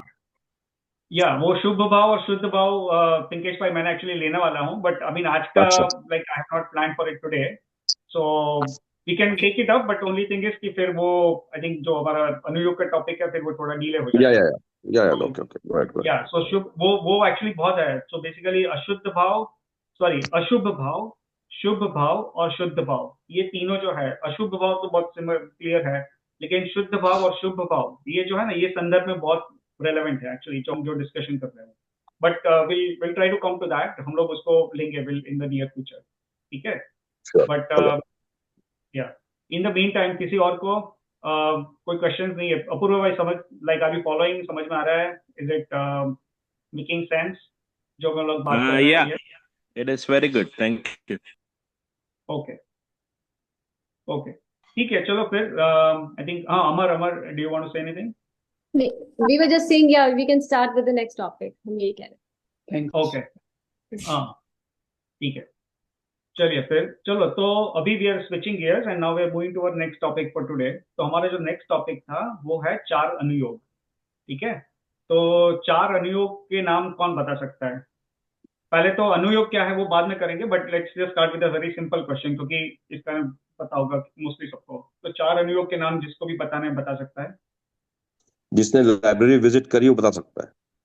लाइब्रेरी हाँ, में बोर्ड एग्जाम्पल में लाइब्रेरी है, वॉल पे राइट, डिस्प्ले जहाँ है। पे हमने चार अनुयोग का, यस, वो डेकोरेशन करके पूरा अच्छी तरह से लिखा हुआ है।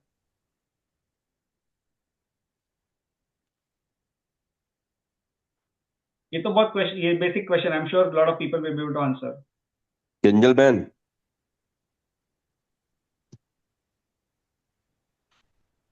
Yes, bhaiya, thinking, trying to recall. I can say nobody else Palak, wants. yeah, you are Pathshala teacher, so Pathshala teacher will get always the last chance because we are always Yeah, following. so I mean, that's we why do I all said these if things. nobody else wants to answer, I Yeah, can try. yeah. I'm not able to raise my hand for some reason, पर हाँ, प्रथमा नियोग, करना नियोग, चरना नियोग, द्रव्य नियोग। हाँ, ठीक है, चलो, good good answer Priyanka ji. so basically I'll just repeat these answers. So चार अनुयोग है, ठीक है। प्रथमानुयोग, कर्णानुयोग, चरणानुयोग और द्रव्यानुयोग। अब ये अनुयोग होता क्या है पहले, right? So let us try to understand that अनुयोग का क्या मीनिंग है। तो बेसिकली जो जिन वाणी है, जो भगवान की वाणी में, केवलज्ञानी की वाणी में, तीर्थंकर की वाणी में जो भी ये जो उपदेश आया हुआ है, वो हमारे शास्त्र के रूप में हमको अवेलेबल है, राइट? तो जो शास्त्र है इज नथिंग बट अवर जिन वाणी, राइट? जिनेन्द्र भगवान की जो वाणी है उसको हम शास्त्र कहते हैं। और जो शास्त्र जो है, जो जिन वाणी है, उसको बेसिकली किस तरह से कथन किया जा सकता है, उसको किस तरह से उसको समझाया जा सकता है। तो बेसिकली जो कथन करने की जो विधियां है, कथन करने की जो पद्धति है, उसको अनुयोग कहते हैं, ठीक है। कथन करने की जो पद्धति है, कथन करने की जो विधि है, उसको अनुयोग कहते हैं। जैसे आपने, एक सिंपल एग्जांपल दे रहा हूं आपको समझने के लिए, ठीक है। तो जैसे किसी ने मुझे प्रश्न पूछा कि पानी कैसा होता है, किसी ने आज तक कोई पानी नहीं देखा, या तो कोई बच्चे को आप अगर आप समझा रहे हो कि पानी कैसा होता है, तो आप उसको ऐसा समझाओगे कि पानी जो होता है basically it is a liquid, right? वो इट्स अ लिक्विड और इट इज ट्रांसपेरेंट, और पारदर्शी है, उसमें कोई कलर नहीं होता है, इट इज ओडरलेस, उसका कोई वैसे शायद तो आप कोई टेस्ट भी नहीं होता है, राइट? सो इस तरह से आप पानी को समझाओगे, राइट? और आप ये भी समझा सकते हो कि पानी वैसे उसका स्वभाव निर्मल है, वो प्योर होता है, बट उसमें अगर कोई गंदगी आ गई तो फिर पानी गंदा भी दिख सकता है, लेकिन ओवरऑल जो है वो पानी क्लीन होता है। और बेसिकली पानी को अगर आप ऐसा समझाओगे, right? So that is very, in very simple terms you explain water to a child कि पानी कैसा होता है। आप ये भी बता सकते हो कि पानी के यूज कैसा होता है, कि पानी को पीने से मेरी हमारी जो प्यास है वो भी छिपती है, प्यास बुझती है, और ये सब होता है, right? So you can explain that, right? लेकिन अभी अगर कोई साइंटिस्ट पूछेगा कि भैया पानी कैसा होता है, तो आप बोलोगे कि भैया पानी तो जो है वो basically it is made of 2 atoms of hydrogen and 1 atom of oxygen, right? तो आप अब यहाँ पे वो पानी के जो ये बेसिकली चीजें नहीं समझाओगे कि भैया पानी ट्रांसपेरेंट होता है, पारदर्शी होता है, it is a liquid form में होता है सामान्य तरह से, और ये सब जो है वो नहीं बताओगे। आप अभी वो लेवल पे बात करोगे, आप बोलोगे भैया इसमें 2 एटम ऑफ हाइड्रोजन होता है, 1 एटम ऑफ ऑक्सीजन होता है, और उसका एक बहुत स्ट्रॉन्ग बॉन्ड होता जाता है। तो ये जो हाइड्रोजन और ऑक्सीजन तो गैस है, लेकिन ये जो जब मिलता है तो पानी बन जाता है, और पानी जो है वो रूम टेम्परेचर पे लिक्विड होता है। Then you start talking at that level, right? तो यहाँ पे क्या है कि क्वेश्चन तो यही था, दोनों ने क्वेश्चन यही पूछा, बच्चे ने भी क्वेश्चन पूछा कि भैया पानी कैसा होता है, और साइंटिस्ट ने भी पूछा कि पानी कैसा होता है, लेकिन आपने जो है आंसर जो है वो अलग अलग तरीके से उसको समझाया, राइट, उसको अलग अलग तरीके से बताया। तो वैसे ही जो जिनवाणी है, हमारा जो शास्त्र है, उसमें भी जो तत्व जो है वो उसको अलग अलग तरीके से और अलग अलग फॉर्म में उसको समझाया जा सकता है, राइट। तो that is basically what we call as anuyog, ठीक है। और 4 अनुयोग है। तो जो कथन करने की जो पद्धति है, जो शास्त्र को समझाने की जो पद्धति है, जो विधि है, वो है, it can be categorised into 4 categories, and these 4 categories are prathmanuyog, karnanuyog, charnanuyog and dravyanuyog, ठीक है। ये 4 अनुयोग है। तो अभी हम समझते हैं कि ये चारों अनुयोग जो है उसका क्या मीनिंग होता है, प्रथम अनुयोग में क्या आता है और बाकी जो अनुयोग है उसमें क्या क्या आता है। तो हम अभी इसको बेसिकली समझेंगे, ठीक है।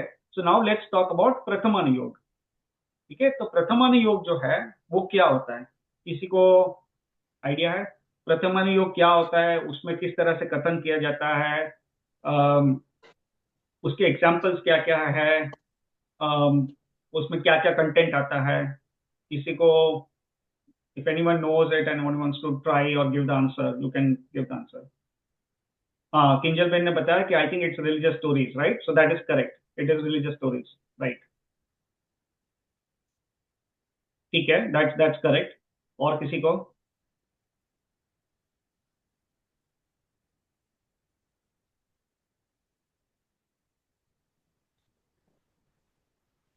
ठीक है, चलो अब मैं ही बता रहा हूँ अभी actually, so we can move little bit faster. So हाँ, अनुप्रिया जो है, she is also saying, okay Anupriya, I think this is the first time you're giving an answer, so good, I would like to hear more from you, but yeah, that is correct. So Prathamanuyog is basically the religious stories, right? ठीक है। so Prathamanuyog जो है उसमें क्या होता है कि जो तीर्थंकर, चक्रवर्ती आदि महान पुरुषों का चरित्र आता है, ठीक है। तो ये जो महान पुरुष है, जैसे हम लोग को पता है, आई मीन ज्यादातर लोगों को पता होगा कि जो 63 सलाखा पुरुष का जैनिज्म में वर्णन आता है। 63 सलाखा पुरुष में तीर्थंकर, 24 तीर्थंकर, 12 चक्रवर्ती, 9 नारायण, 9 प्रति नारायण और 9 बलभद्र। तो इसका अगर हम ऐड करेंगे, ये जो काउंट ऐड करेंगे, संख्या का ऐड करेंगे, तो basically it will come to 63। तो ये 63 शलाका पुरुष है, इनके जो शलाका पुरुष है उनका वर्णन आता है। इसमें तीर्थंकर भगवान भी आ गए, उनके पिछले भवों का वर्णन आता है और फिर उन्होंने क्या क्या किया, तो जिससे वो उन्होंने तीर्थंकर नाम कर्म का उपार्जन निकाचित किया और फिर अल्टीमेटली तीर्थंकर भव में आए, तीर्थंकर के भव में आए और अल्टीमेटली मोक्ष प्राप्त किया, राइट। तो ये जो है वो ये इस टाइप का जो सब वर्णन आता है। फिर बाकी के जो शलाका पुरुष है, जैसे राम बलभद्र थे, लक्ष्मण नारायण थे, रावण प्रति नारायण थे, तो उनके जीवन का चरित्र आता है। फिर भरत चक्रवर्ती है फॉर एग्जाम्पल, ये सब आता है। फिर दूसरे भी जो महान पुरुष है, जैसे श्रेणिक राजा है, और जो उनका भी जो जीवन चरित्र है उसके बारे में आता है, राइट। तो ये जो है ऐसे महान पुरुषों के जीवन के बारे में जो आता है, और प्लस ऐसी धार्मिक कथाएं भी आती है, डिफरेंट जो धार्मिक कथाएं है, जो मुनिराज की जैसे काफी कथाएं आती है। तो ये सब जो है बेसिकली ये जो है वो प्रथमानुयोग में आता है, ठीक है। तो प्रथमानुयोग में बेसिकली जो है वैसे महान पुरुषों का जीवन चरित्र और धार्मिक कथाएं, ये जो है बेसिकली प्रथमानुयोग में आता है। सो क्वेश्चन यहाँ पे बेसिकली ये है कि तो फिर ये सब कथाएं जो है, ये इस कथा के फॉर्म में कहने की क्या जरूरत थी। प्रथमानुयोग है, जैनिज्म को ऐसे इस तरह से कथा के फॉर्म में और जो ऐसे सिंपल टर्म्स में समझाने की क्या जरूरत थी।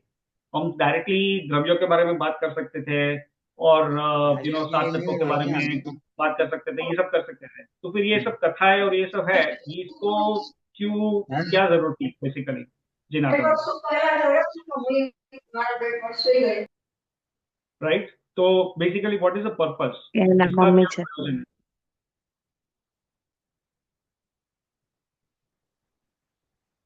किसी को आइडिया है?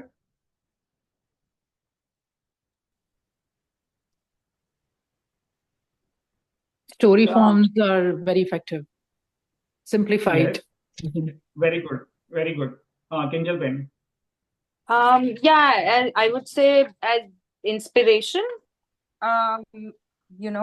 for to model their behavior.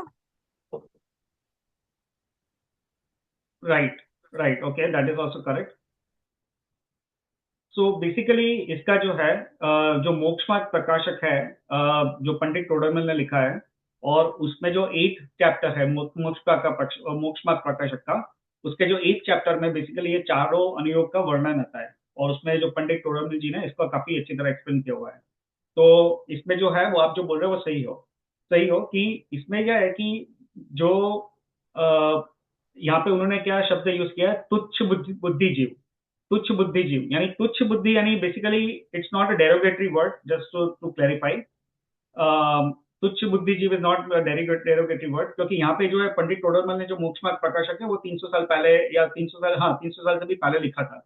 तो वहां पे जब तुच्छ बुद्धिजीव ये शब्द यूज करते हैं, तो तुच्छ बुद्धि basically is like someone who is at a beginner level. So अगर आज हमको कोई बोल देगा भैया तू तुच्छ बुद्धि है, तो वो बोलेगा ये मेरे को उसने गाली दे दी, उसने बोल दिया कि भैया मैं मूर्ख हूँ। यहाँ पे तो मैं जस्ट क्लैरिफाई करना चाहता हूँ कि यहाँ पे जब मोक्ष मार्ग प्रकाशक में पंडित टोडरमल जी ने ये शब्द यूज किया तुच्छ बुद्धि, तो तुच्छ बुद्धि is basically not like in a derogatory sense, it is basically the intention is to say कि जिसका अभी लेवल जो है रिलीजन में ज्यादा नहीं पड़ा है, जिसका नॉलेज कम है, तो उसको यहाँ पे तुच्छ बुद्धि यूज किया है वर्ड। ठीक है, तो उन्होंने लिखा है कि तुच्छ बुद्धि जीव को, जो अगर आप जो धर्म के बारे में काफी जो डिटेल में समझाओगे, या तो काफी ऐसे सब डिटेल लेवल पे ज्यादा अगर समझाने के प्रयत्न करोगे, तो उसका मन उसमें लगेगा नहीं इनिशियली, राइट। तो उसके लिए जो प्रथमानुयोग है वो काफी कार्यकारी है। तो यहाँ पे क्या है कि if you put it in a form of stories, and if you put it in form of like जीवन चरित्र है भगवान का, या ऐसा सब समझाओगे, तो ये जो कथा के फॉर्म में जब अगर हम इसको सुनेंगे, तो ये जो है समझना काफी आसान हो जाता है, right. So that is basically one of the reason why prathmanuyog is also very important, right.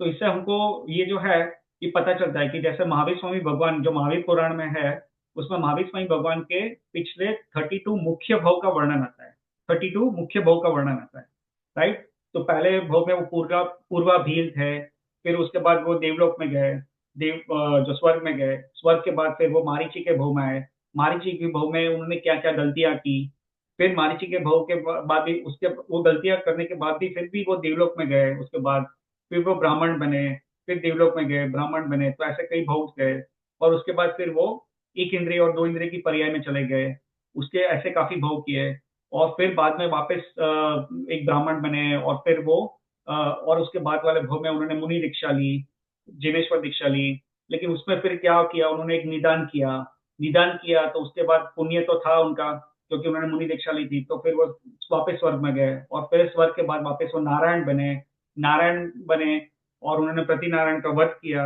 उसके बाद वो नरक में गए, 7वीं नरक में गए, उसके बाद तिरंज गति में गए।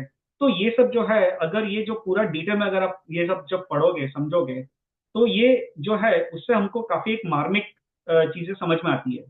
पहले तो ये सब चीजें समझ में आती है कि पाप क्या है, पुण्य क्या है, पाप का फल कैसा होता है, पुण्य का फल कैसा होता है, अच्छे भाव का फल क्या होता है, बुरे भाव का फल क्या होता है, राइट। और ये सब जो बहुत ही मार्मिक चीजें जो है, ये सब हमको समझ में आती है। तो इससे भी हम काफी कुछ धर्म में जो भी कहने का जो उद्देश्य है वो हम यहाँ पे ग्रहण कर सकते हैं, राइट।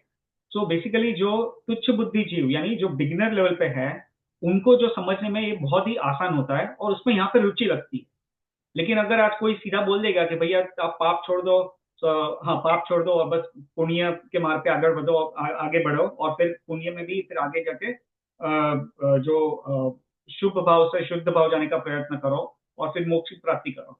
अगर हम सिंपल से ऐसा अगर कह देंगे, तो वो क्या है कि वो जो भाव है, जो रिलेशनशिप है, जो एक लेवल ऑफ अंडरस्टैंडिंग है, वो हमारी नहीं आएगी।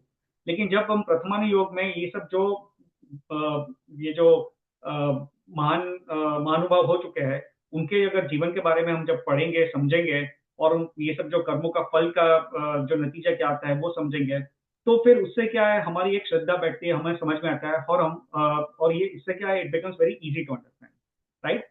तो अभी कोई ऐसा पूछ सकता है कि ठीक है चलो प्रथमानुयोग तो ठीक है, लेकिन हम तो अभी हमारी रिलीजियस अंडरस्टैंडिंग तो काफी है, तो हमको तो प्रथमानुयोग पढ़ने की तो जरूरत नहीं है, राइट।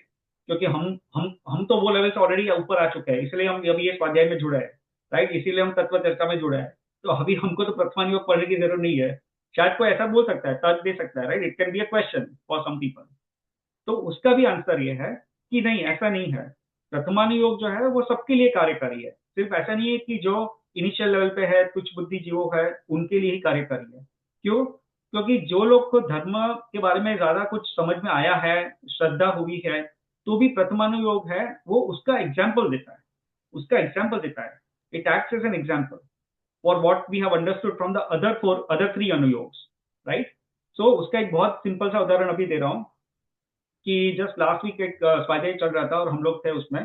तो उसमें ये बात आई थी कि जो आत्महत्या करता है, क्योंकि उसमें एक्चुअली आया था वो समाधि भरण के बारे में ये पूरा स्वाध्याय चल रहा था, और समाधि भरण और संलेखना के बारे में चल रहा था। तो उसमें फिर एक टॉपिक आया कि आत्महत्या और संलेखना में क्या फर्क है, राइट। और ये सब जो टॉपिक आया था ये डिस्कशन हुआ था, और फिर उसमें ये बताया था कि जो आत्महत्या जो है वो बेसिकली बहुत संश्लिष्ट परिणामों के साथ होती है, और आत्महत्या के बाद जो भी जीव आत्महत्या करता है उसकी सामान्य से कुगति ही होती है बेसिकली, और कुगति में भी नरक गति में ही जाता है वो जीव, सामान्य से, ऐसा नियम है, ठीक है। और तो ये जब ये कथन आया था, ये एक्चुअली स्वाध्याय चल रहा था तत्पर सूत्र का, लेकिन उसमें ये कथन आया था, तो तुरंत मेरे दिमाग में ये आया कि हाँ इसका एग्जाम्पल है प्रथमानुयोग में। क्या, कौन सा एग्जाम्पल है, किसी को पता है? ऐसा कोई एग्जाम्पल है जो जीव ने आत्महत्या की थी और अभी नरक में है? आपने बताया था भैया, श्रेणिक राजा। हाँ, श्रेणिक राजा, राइट। तो ये जो क्वेश्चन, ये एग्जाम्पल तुरंत मेरे दिमाग में आया कि श्रेणिक राजा ने आत्महत्या की थी, राइट। सो श्रेणिक राजा का अगर आप जीवन चरित्र पढ़ोगे तो आपको ये सब समझ में आएगा कि उसमें जो कौनिक जो है उसका जो पुत्र था, उसी ने उनको पिता को यानी श्रेणिक राजा को जेल में डाल दिया था, और फिर ऐसा ये प्रसंग हुआ था कि उन्होंने फिर अल्टीमेटली आत्महत्या की थी, और श्रेणिक राजा ने आत्महत्या की और फिर वो नरक में गए। तो बेसिकली कहने का तात्पर्य यह है कि जो प्रथमानुयोग है, जो वो बाल जीवों के लिए, तुच्छ बुद्धि जीवों के लिए तो कार्यकारी है ही, लेकिन जो बाकी सब जो जीव है, जो हमारे जैसे जीव है, जो जो हमारे जैसे यानी जो बेसिकली लगता है कि चलो ठीक है मुझे तो धर्म में रुचि है already and I want to move forward and all the stuff, फिर भी प्रथमानुयोग उसके लिए कार्यकारी है, क्योंकि वहां पे वो ये सब उदाहरण मिलता है, जो शास्त्र में जो कहा गया है उसके उदाहरण है वो प्रथमानुयोग में मिलता है, राइट। तो इसलिए प्रथमानुयोग जो है वो यहाँ पे भी हमारे लिए भी कार्यकारी, हमारे लिए यानी जिसको ऑलरेडी रिलीजन में ज्यादा अंडरस्टैंडिंग है उनके लिए भी कार्यकारी। हाँ पिंकेश भाई।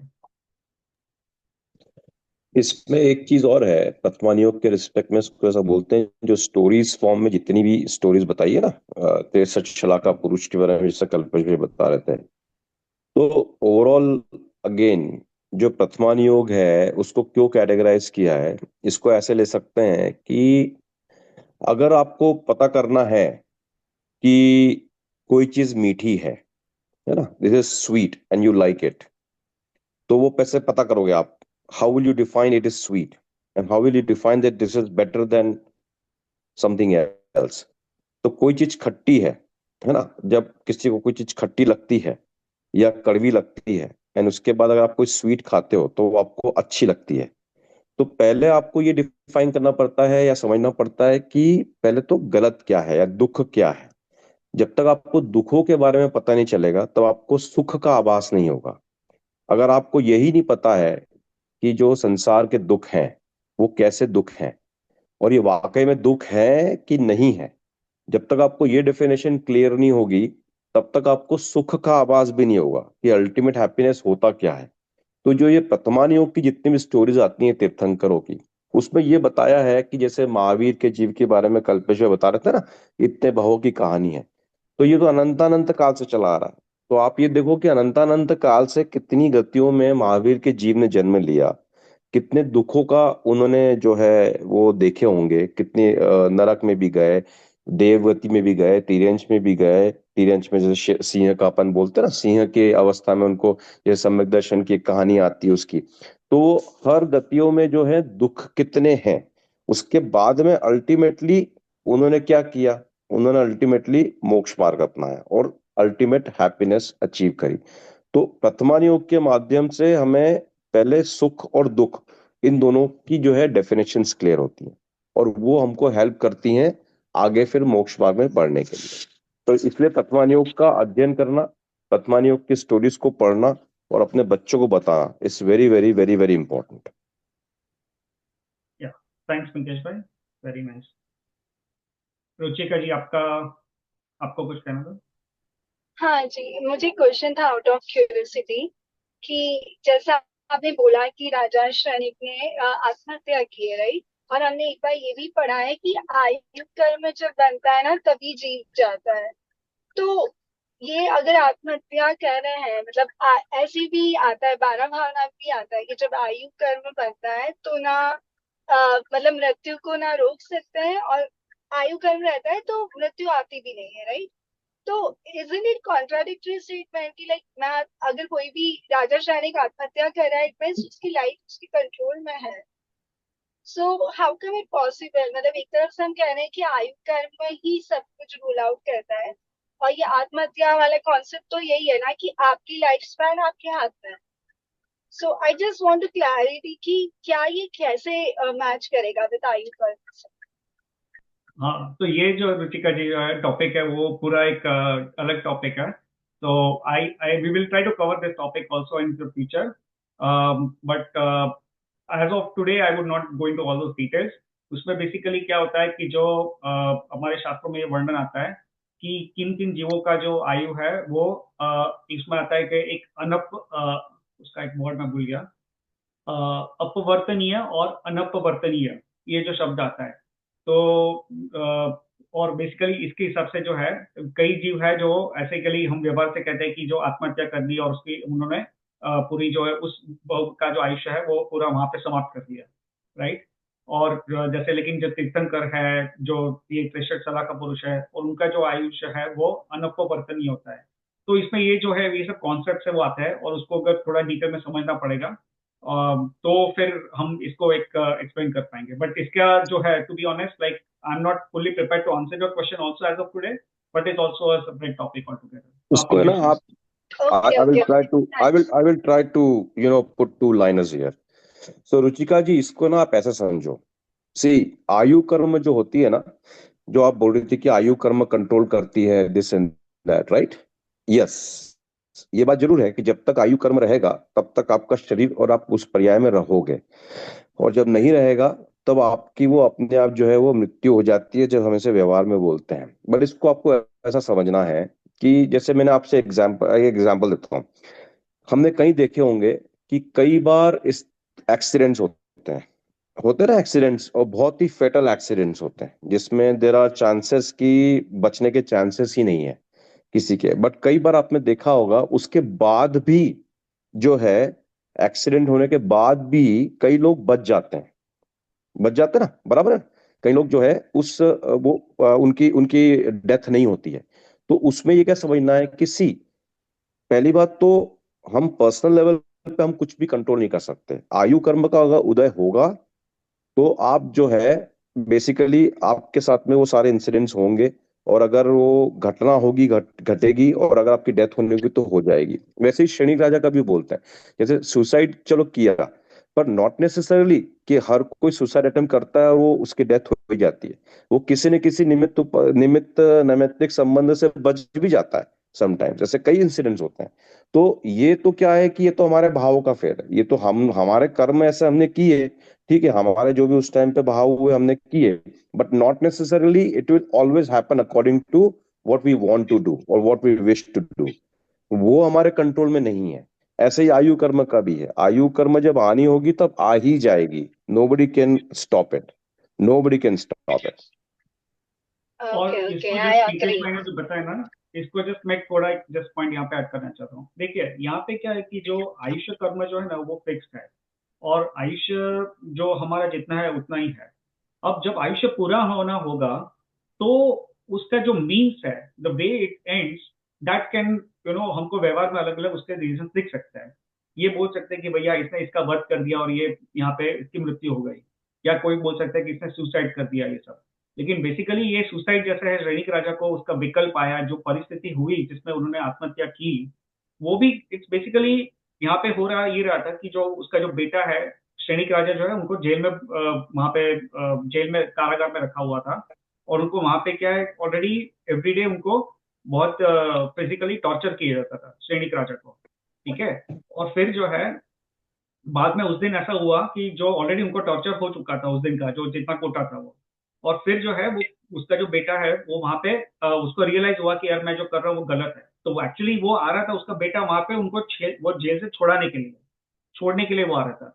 लेकिन अब श्रेणिक राजा जो है, उनके मन में ऐसा विकल्प आया, उनके मन में ऐसा भाव है कि अच्छा, ये मुझे ऑलरेडी यहाँ टॉर्चर तो दिखे गया है और ये तो अभी खुद ही आ रहा है, तो अभी और क्या टॉर्चर देने वाला है। और वो श्रेणिक राजा को ये मन में भाव आया कि अब मेरे से ये टॉर्चर सहन नहीं किया जा रहा है, और तब वहां पे श्रेणिक राजा ने आत्महत्या की। ठीक है, तो इसमें कहने का तात्पर्य यह है कि जो आयुष्य कर्म जो है वो तो फिक्स्ड है और वो चेंज नहीं होता है। यहाँ पे क्या है कि जो उनकी मृत्यु यहाँ पे ऐसे होने वाली थी, इसलिए मन में ये विकल्प आया। अगर आयुष्य कर्म यहाँ पे और होता तो उनको ये विकल्प नहीं आता, उनको शायद ऐसा भी भाव आता कि अच्छा, मेरा बेटा आ रहा है तो चलो देख लेता हूँ कि क्या बोल रहा है, राइट। तो ये सोचते नहीं, ये घबरा नहीं जाते कि भैया मैं आत्महत्या करके मर जाऊं क्योंकि वो मुझे मारने वाला है। और उसका बेटा उनको तब मारने के लिए नहीं आ रहा था, ये तो उद्देश्य के लिए आ रहा था कि मैं मेरे पिता को वहां पे जेल से बाहर निकालूं, ये उद्देश्य आ रहा था। लेकिन फिर भी उसके विपरीत विकल्प आए और अल्टीमेटली श्रेणिक राजा ने वहां पे आत्महत्या कर दी।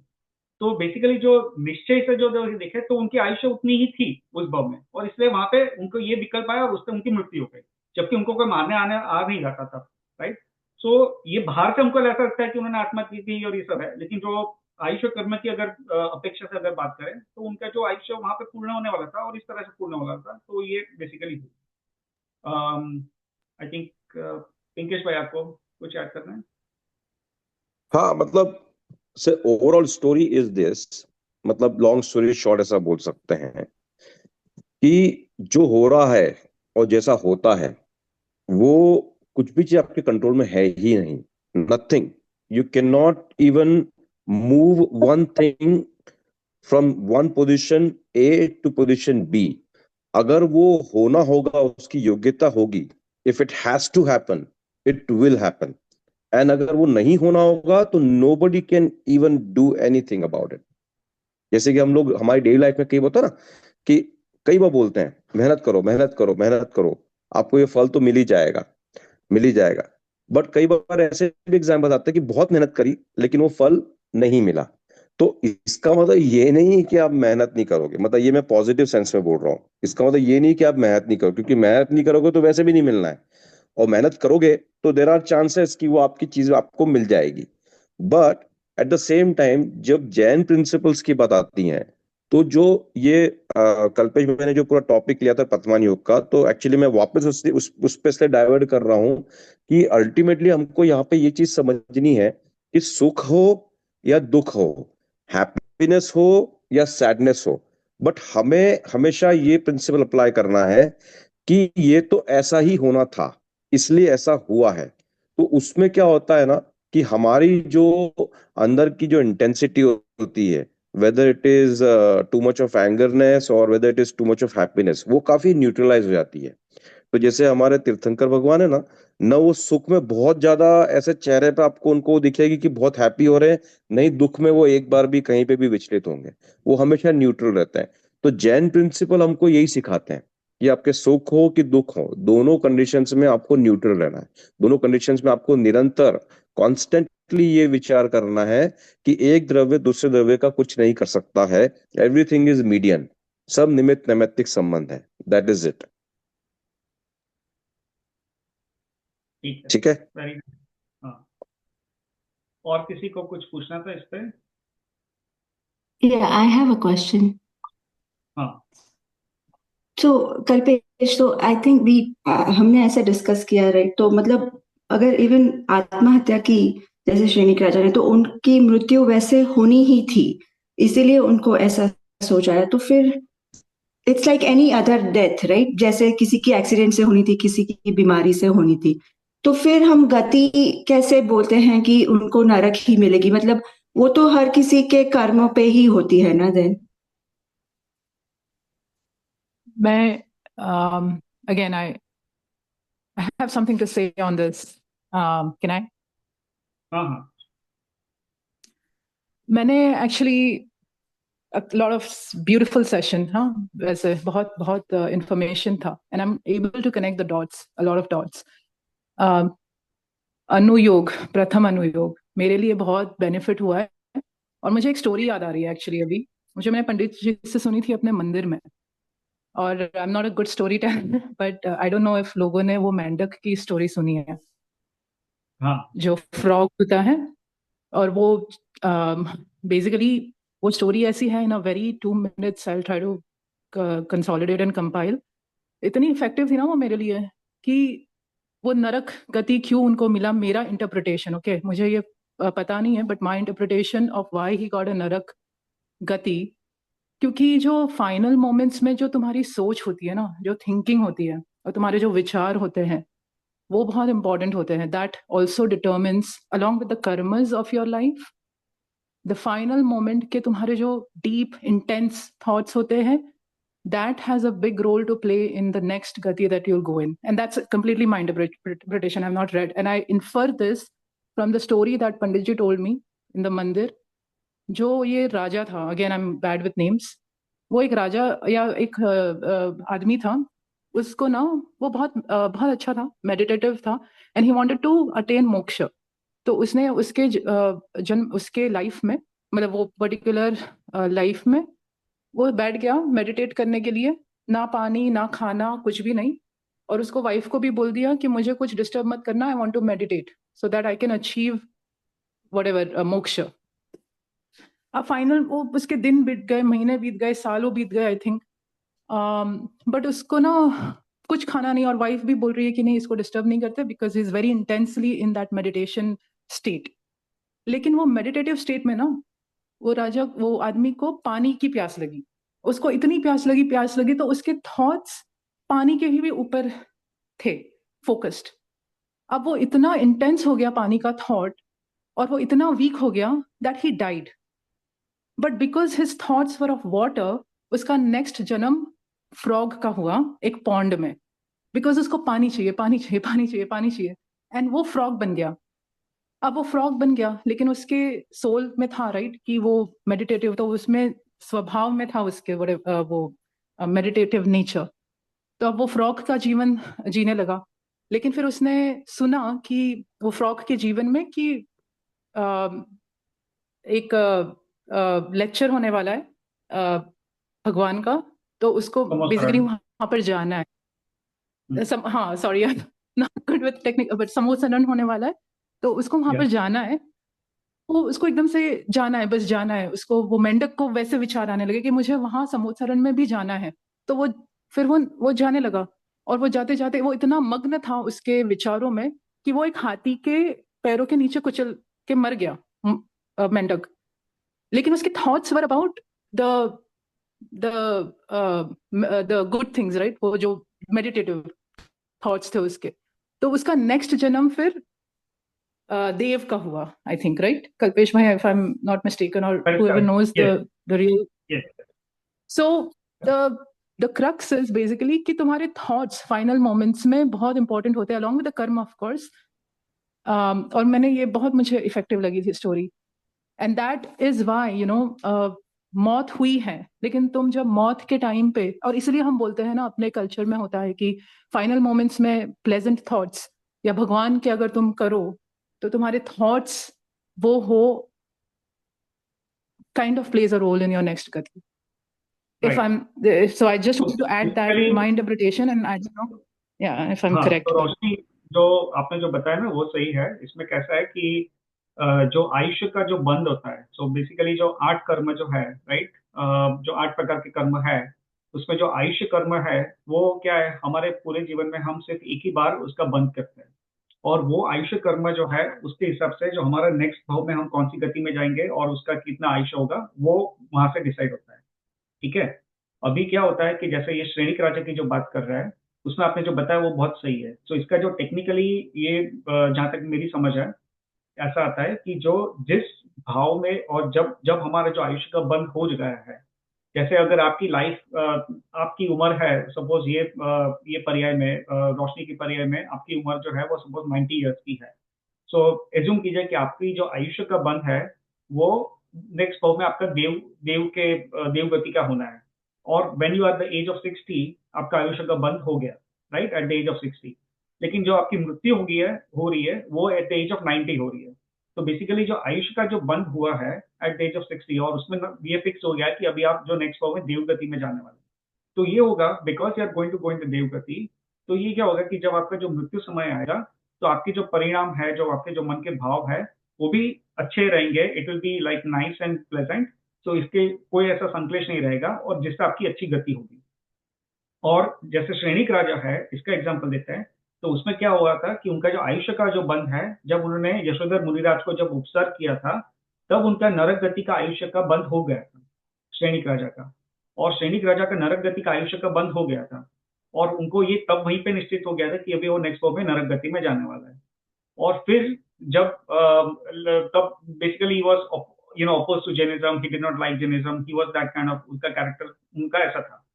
लेकिन जब फिर उन्होंने चिलना रानी से, और because Chelna Rani was the follower of Jainism, so उनकी जो पत्नी थी, तो उनसे ही गेन दीज थिंग्स, और फिर वो ये जो यशोधर मुनि का जो प्रसंग हुआ और ये सब हुआ, तो फिर उनको धीरे धीरे ये जैनिज्म के बारे में समझ में आया, and then he got more and more into it, और फिर उनको बाद में सम्यक दर्शन भी हुआ। लेकिन आयुष्य का बंध, जो नरक गति का आयुष्य का बंध, तो वहीं पे हो चुका था जब उन्होंने यशोधर मुनिराज को उपसर्ग किया था। और फिर जाके जब उनका जो मृत्यु का समय है, तो यहाँ पे ये था कि अभी यहाँ पे सुनिश्चित तो हो ही गया कि उनका आयुष्य का बंध हो गया था और उनको नरक गति में जाना था। और तो बेसिकली ये क्या है कि जो technically as per my understanding ये रूल ये है कि जिस जिस जिस आयुष्य में तुम्हारा जाने का बंध हो गया है, मृत्यु के समय जो है आपके परिणाम भी वैसे ही रहेंगे। तो यहाँ पे उनका ये बंध तो हो ही गया था कि उनको नरक गति में जाना था, और इसकी वजह से उनकी मृत्यु जो है वो भी इतने संक्लेश परिणाम, देश वाले परिणामों में हुई, और फिर वो अल्टीमेटली वहां पे गए। सो हमको व्यवहार से ऐसा लगता है कि हाँ, हम जो मृत्यु जब हमारी आएगी तो will try to be in good thoughts and all the stuff, और वो पुरुषार्थ हमको करना ही है। बट बेसिकली अगर, जैसे एग्जांपल दे रहा हूँ कि अगर मेरा जैसे आयुष्य का एग्जांपल दे रहा हूँ कि सपोज मेरी आयुष्य का जो नरक गति का आयुष्य का मेरा बंद हो चुका है इस भाव में, और मुझे नेक्स्ट भाव में नरक गति में जाना है। अब मैं यहाँ पे सोचूं कि चलो यार, मेरी मृत्यु के समय में अच्छे भाव रखूंगा, ये संलेख ना लेंगे प्रयत्न करूंगा, समाधि वरण करूंगा, ये सब करने का प्रयत्न करूंगा, ये मैं चाह सकता हूँ।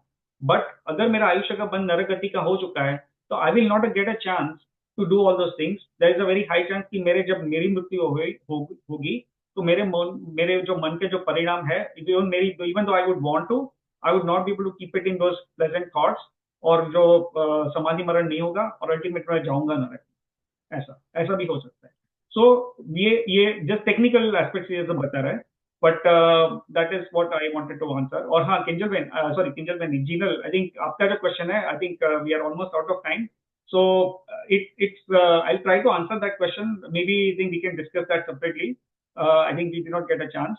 हाँ, तो आई थिंक किंजल जी और पिंकेश जी को भी हैंड रेस है, तो हाँ, किंजल जी आप पहले बोल दीजिए, फिर I think we will let Pinkesh भाई also answer. No, very quickly, मैं just I know we're almost out of time, but so basically आपके जो final thoughts है वो भी predetermined ही है ना भैया? Wouldn't it be because जो आपको आने हैं वो आके ही रहेंगे, because वो तो निश्चित है। देखिए, हाँ ठीक है, you are right. I think Jinal का जो क्वेश्चन था वो भी सिमिलर लाइंस पे था, so I try to answer this point. But anyway, Pinkesh भाई आपको कुछ कहना है तो आप कह सकते हैं पहले। या I will come to the first point first, कि जो ये बातें चल रही थी ना गति की और आयु कर्म की, तो उसमें एक ऐसा रहता है कि आयु कर्म तो ठीक है, आपका एक बार बनता है, जब कभी भी आपकी आयु होनी होगी तब हो जाएगी। जो गति का क्या रहता है, गति का ना, इसमें 3 बार ऐसे आते हैं टाइम्स पूरी आपकी आयु कर्म में, जिस टाइम पे अपकर्षण उपकर्षण होता है। जैसे शनि राजा का हम कई बार एग्जाम्पल अभी हम लोग सब ले रहे हैं। तो जब उन्होंने वो यशोदा मुनि पे जब वो सर्प डाल दिया था ना, तो उसका ऐसा कहते हैं कि शायद उनकी जो गति बंदी थी वो शायद 7वें नरक की बंदी थी। फिर बाद में जो है उन्होंने जो भी चेलना रानी के साथ में, फिर उनके जो भी थोड़े शुभ भाव हुए, तो उनका जो गति का जो इंटेंसिटी थी, जो 7वें नरक की थी, इट गॉट रिड्यूस टू शायद थर्ड नरक, something like that, if I am not wrong. अगर मैं गलत नहीं हूँ तो शायद वो 3रे नरक में है शनि राजा। नहीं, पहले नरक में, पहले नरक में, या सॉरी। तो वो जो गतियां जो बनती है ना, उसका भी अपकर्षण उपकर्षण होता है। अपकर्षण मतलब कि मतलब ऊपर जाना और नीचे जाना, ये दोनों चलता रहता है कि आपका पूरी लाइफ टाइम में ये चेंज होती रहती है। लेकिन हाँ, जैसे गति बन जाती है तो वो ठीक है, लेकिन गति में भी जैसे कि अगर आप मनुष्य भाव में हो, मनुष्य भाव में गति बन गई, पर मनुष्य भाव में भी आपको जैन कुल मिलेगा, उसके बाद में जैन कुल के बाद में अच्छा परिवार मिलेगा। यहाँ पे थोड़े बहुत वेरिएशंस हो सकते हैं आपके भावों के लिए और आपके परिणाम के बेस के ऊपर। तो इसलिए हमेशा बोलते हैं कि कभी भी ये इतना ज्यादा अपन ने सोचना नहीं, मतलब कि हमेशा हमें भावों परिणामों का फल क्या होगा उस पर हमें फोकस करना चाहिए। हमें हमारे परिणाम हमेशा कॉन्स्टेंटली अच्छे रखने हैं। That is the whole intent. उसका आकर्षण उपकर्षण कैसा होने वाला है वो तो हमारे किसी के भी कंट्रोल में नहीं है। तो वो हमें एक बात ध्यान रखनी है। तो वो एक ये वाला पॉइंट था इसके ऊपर, आयु कर्म के साथ में और गतियों के साथ में। एंड आई थिंक किसने बोला था ये पॉइंट कि मतलब फिर आई थिंक किसका, रुचिका जी का था क्वेश्चन, या किसका क्वेश्चन था ये जो फर्स्ट टाइम रुचिका किया था? या रोशनी के पहले किसने क्वेश्चन किया था? रुचिका या No, हाँ, रुचिका जी का Jinal question. asked a question. Jinal question, right? हाँ मेरा क्वेश्चन था आई थिंक। अच्छा ठीक है। I think anyway I think what I would like to do is, Kinjal ben आपका जो क्वेश्चन है ना, I and maybe Jinal आपका भी, I don't even remember the question you asked, but will try to बहुत एक संक्षिप्त लेवल पे मैं ट्राई करूंगा इसको नेक्स्ट सेशन में लेने का। एक्चुअली आज का हमारा समय हो चुका है, so I don't want to hold people. और but it was a good discussion overall. I think we went a little bit off track. जो सैनिक राजा का जो मैंने एग्जांपल दिया, तो फिर हम पूरा जो ट्रैक जो है आयुष्य कर्म में और ये सब में चले गए थे। तो हम लोग जो हमारा जो मेन टॉपिक था एक्चुअली वो चार अनुयोग का था आज का। But that's fine, this was a very good discussion. I think this ये क्यूरियोसिटी जो आ रही है, जो क्वेश्चंस आ रहे हैं, we are on the right track, right? We want to gain more and more knowledge, हमको तत्वों को समझना है। बट किंजल जी आपका जो क्वेश्चन है ना, उसका मैं एक बहुत सिंपल से एक अप्रोच, उसका क्या अप्रोच लेना चाहिए वो मैं बता दूंगा नेक्स्ट उसमें। देखिए, केवल ज्ञानी के ज्ञान में जो है ना वो सब कुछ सुनिश्चित है, और उसको हम बेसिकली क्रमबद्ध पर्याय कहते हैं, राइट? सो ये जो कॉन्सेप्ट है, अब कल ही एक डिस्कशन हो रहा था किसी के साथ मेरा इस बारे में, तो मैं बताऊंगा कि क्रमबद्ध पर्याय में तो सब कुछ सुनिश्चित है। तो फिर हम, जो क्वेश्चन आता है, तो फिर हम क्या करें इसमें? अगर सब कुछ सुनिश्चित है तो फिर हमको कुछ पुरुषार्थी करने की जरूरी नहीं है, राइट? ये क्वेश्चन आता है। तो आपका जो क्वेश्चन जो है ना, it is in line with those principles. तो इसके बारे में हम थोड़ा सा एक स्थूल रूप से डिस्कशन करेंगे। ये सब जो थोड़े जो है ना एडवांस टॉपिक्स है, so I was trying not to go into all those topics at this stage. I just wanted to kind of get the basic understanding first and then get into these advanced topics eventually. But I think it is all good topic, ठीक है? तो just to recap today's session, हमने basically क्या discuss किया कि जो धर्म की जो व्याख्या है वो समझी। जैन धर्म जो है वो वस्तु का स्वरूप समझाने का समझाता है और कुछ नहीं करता है, ये बेसिकली हमने एक अंडरस्टैंडिंग ली। और वस्तु का स्वभाव है वो धर्म है, वो अंडरस्टैंडिंग ली। और फिर हमने चार अनुयोग का टॉपिक शुरू किया है। उसमें अनुयोग क्या होता है, बेसिकली वो बेसिकली कथन करने की, नॉट कथन करने की, बट बेसिकली जो शास्त्र को समझाने की शैली है उसको हम अनुयोग कहते हैं। और उसमें चार अनुयोग है, तो उसके हमने नाम पढ़े, प्रथमानुयोग, कर्णानुयोग, चरणानुयोग और द्रव्यानुयोग। और उसमें जो प्रथमानुयोग है वो बेसिकली हमने एक समझा, ठीक है? अब नेक्स्ट सेशन में हम क्या करेंगे, नेक्स्ट सेशन में हम जो बाकी के तीन अनुयोग है वो उसके बारे में समझेंगे। और आई थिंक प्रथम अनुयोग में शायद ऑलमोस्ट हमारा टॉपिक पूरा हो चुका है प्रथम अनुयोग का, जैसे एक दो पॉइंट्स और बचे हैं तो वो भी मैं बता दूंगा। और फिर बाकी के जो तीन अनुयोग है उसको समझेंगे। And then we will consider the examples of each अनुयोग। हर एक अनुयोग में कौन से शास्त्र आता है, राइट? प्रथम अनुयोग के कौन से शास्त्र है, चरणानुयोग के कौन से शास्त्र है, द्रव्यानुयोग के कौन से शास्त्र है, तो उसके हम एग्जाम्पल देखेंगे, राइट? तो ये चारों अनुयोग का जो टॉपिक है वो हम नेक्स्ट सेशन में पूरा करेंगे। और उसके बाद नेक्स्ट सेशन में ही अगर वक्त मिलेगा तो we will do the introduction of Dravya Sangraha, क्योंकि बेसिकली हमारा जो मेन सब्जेक्ट है और जो मेन ग्रंथ है जिसका हम अभी तत्व चर्चा शुरू करने वाला है वो द्रव्य संग्रह है। तो द्रव्य संग्रह का जो एक बेसिकली ब्रीफ इंट्रोडक्शन हम लेंगे। ये ग्रंथ किसने लिखा था, कब लिखा था, इसमें कौन से टॉपिक्स कवर्ड है, और कौन सी भाषा में लिखा हुआ है, और इससे हम ये द्रव्य संग्रह से हमको क्या लाभ एक्सपेक्टेड है, ये सब जो है उसका एक ब्रीफ इंट्रोडक्शन लेंगे। क्योंकि उसके बाद I don't think we will have the time in the next session to go beyond that. और उसके बाद के सेशन से फिर हम द्रव्य संग्रह का जो स्वाध्याय है वो शुरू करेंगे, ठीक है? हाँ किंजल जी, आपको कुछ सजेशन था तो जस्ट क्विकली कल्पेश भाई, ये जो लास्ट सेशन और ये सेशन मैंने अटेंड किया, तो I just have a suggestion, because I know there are so many questions and so many different theories. तो हम ऐसे कर सकते हैं क्या, because it's an hour and a half, तो 1 hour you do your lecture and then we can all save our questions for the last half an hour, because I'm finding that we do go off track even though it's very interesting, but वो फिर बहुत कुछ अलग direction हो जाती है. So if possible we can do like a Q&A at the end and we can all maybe just remember or write down our questions. and ask them, do the discussion at the end. हाँ नहीं नहीं, इस बार क्या था कि इस बार I was just letting things evolve. I know we were going off track, but I was just letting like लोगों की क्यों उत्सुकता थी, तो I just wanted to let people speak. You know, even though we were going off track, I thought it's okay. Next Yes, time से yes, basically मैं क्या करूंगा, I don't want you to hold off your questions, क्योंकि ये होता है कि कई बार क्वेश्चंस आते हैं और अगर जैसे अभी 10 मिनट हुए हैं और क्वेश्चन आ गया माइंड में, लेकिन फिर 1 घंटे के बाद या 50 मिनट के बाद अगर अपना टर्न आने वाला है बोलने का, तब तक वो क्वेश्चंस चला जाएंगे माइंड से, या तो तब तक हमारी उत्सुकता रहेगी, और those things can happen. So I don't want to stop the question. But हाँ, नेक्स्ट टाइम से क्या करूंगा कि basically if you think we are going off track, what we will do is we'll make a note of those questions, but then we'll not go into all those details. I'll just say that I think this is an off-topic question, so we'll make a note of it. We'll circle back on it separately, but आज we'll just try to stick to the topic and we'll move forward on the main जो topic है. We'll try to move forward with that. So I think we'll go with that, but I don't want you to stop your questions or try to remember them until the end and all the stuff, क्योंकि फिर उसमें क्या your concentration also can get impacted, right? So we'll take the questions as we go, but if we think that the discussion is going off track, I'll just pause there and I'll just request to come back to the main topic. Okay, so that is what we will do. हाँ पिंकेश भाई. अरे मैं कुछ बोला वो मैंने अपना hand लो नहीं किया मैंने. I think it's all good. Yeah it's all good, it's all good. हाँ ठीक है. आई थिंक किसी और को कुछ कहना था. ठीक है. I think आज के लिए already we are over time, so I don't want to take much time right now. हम लोग क्या करेंगे, अंत मंगलाचरण कर लेंगे and then we will continue in the next session. ठीक है. So let me share my screen. सर्वमंगल्य मांगल्यम सर्वकल्याणकारकम प्रधानम सर्वधर्माणाम Jainam जयतु शासनम. Palak, do you want to do Jinmani Stuti? हाँ sure. Nijnidi, you can do that also. निज ने बताई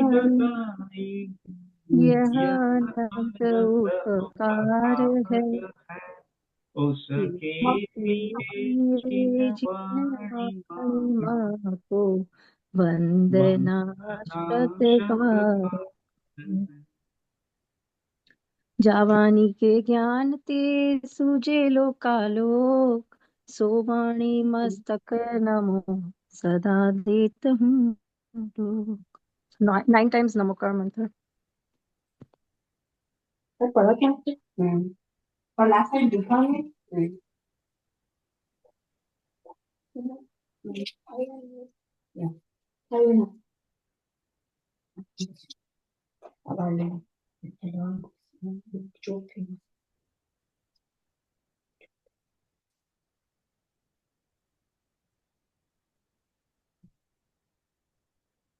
ठीक है.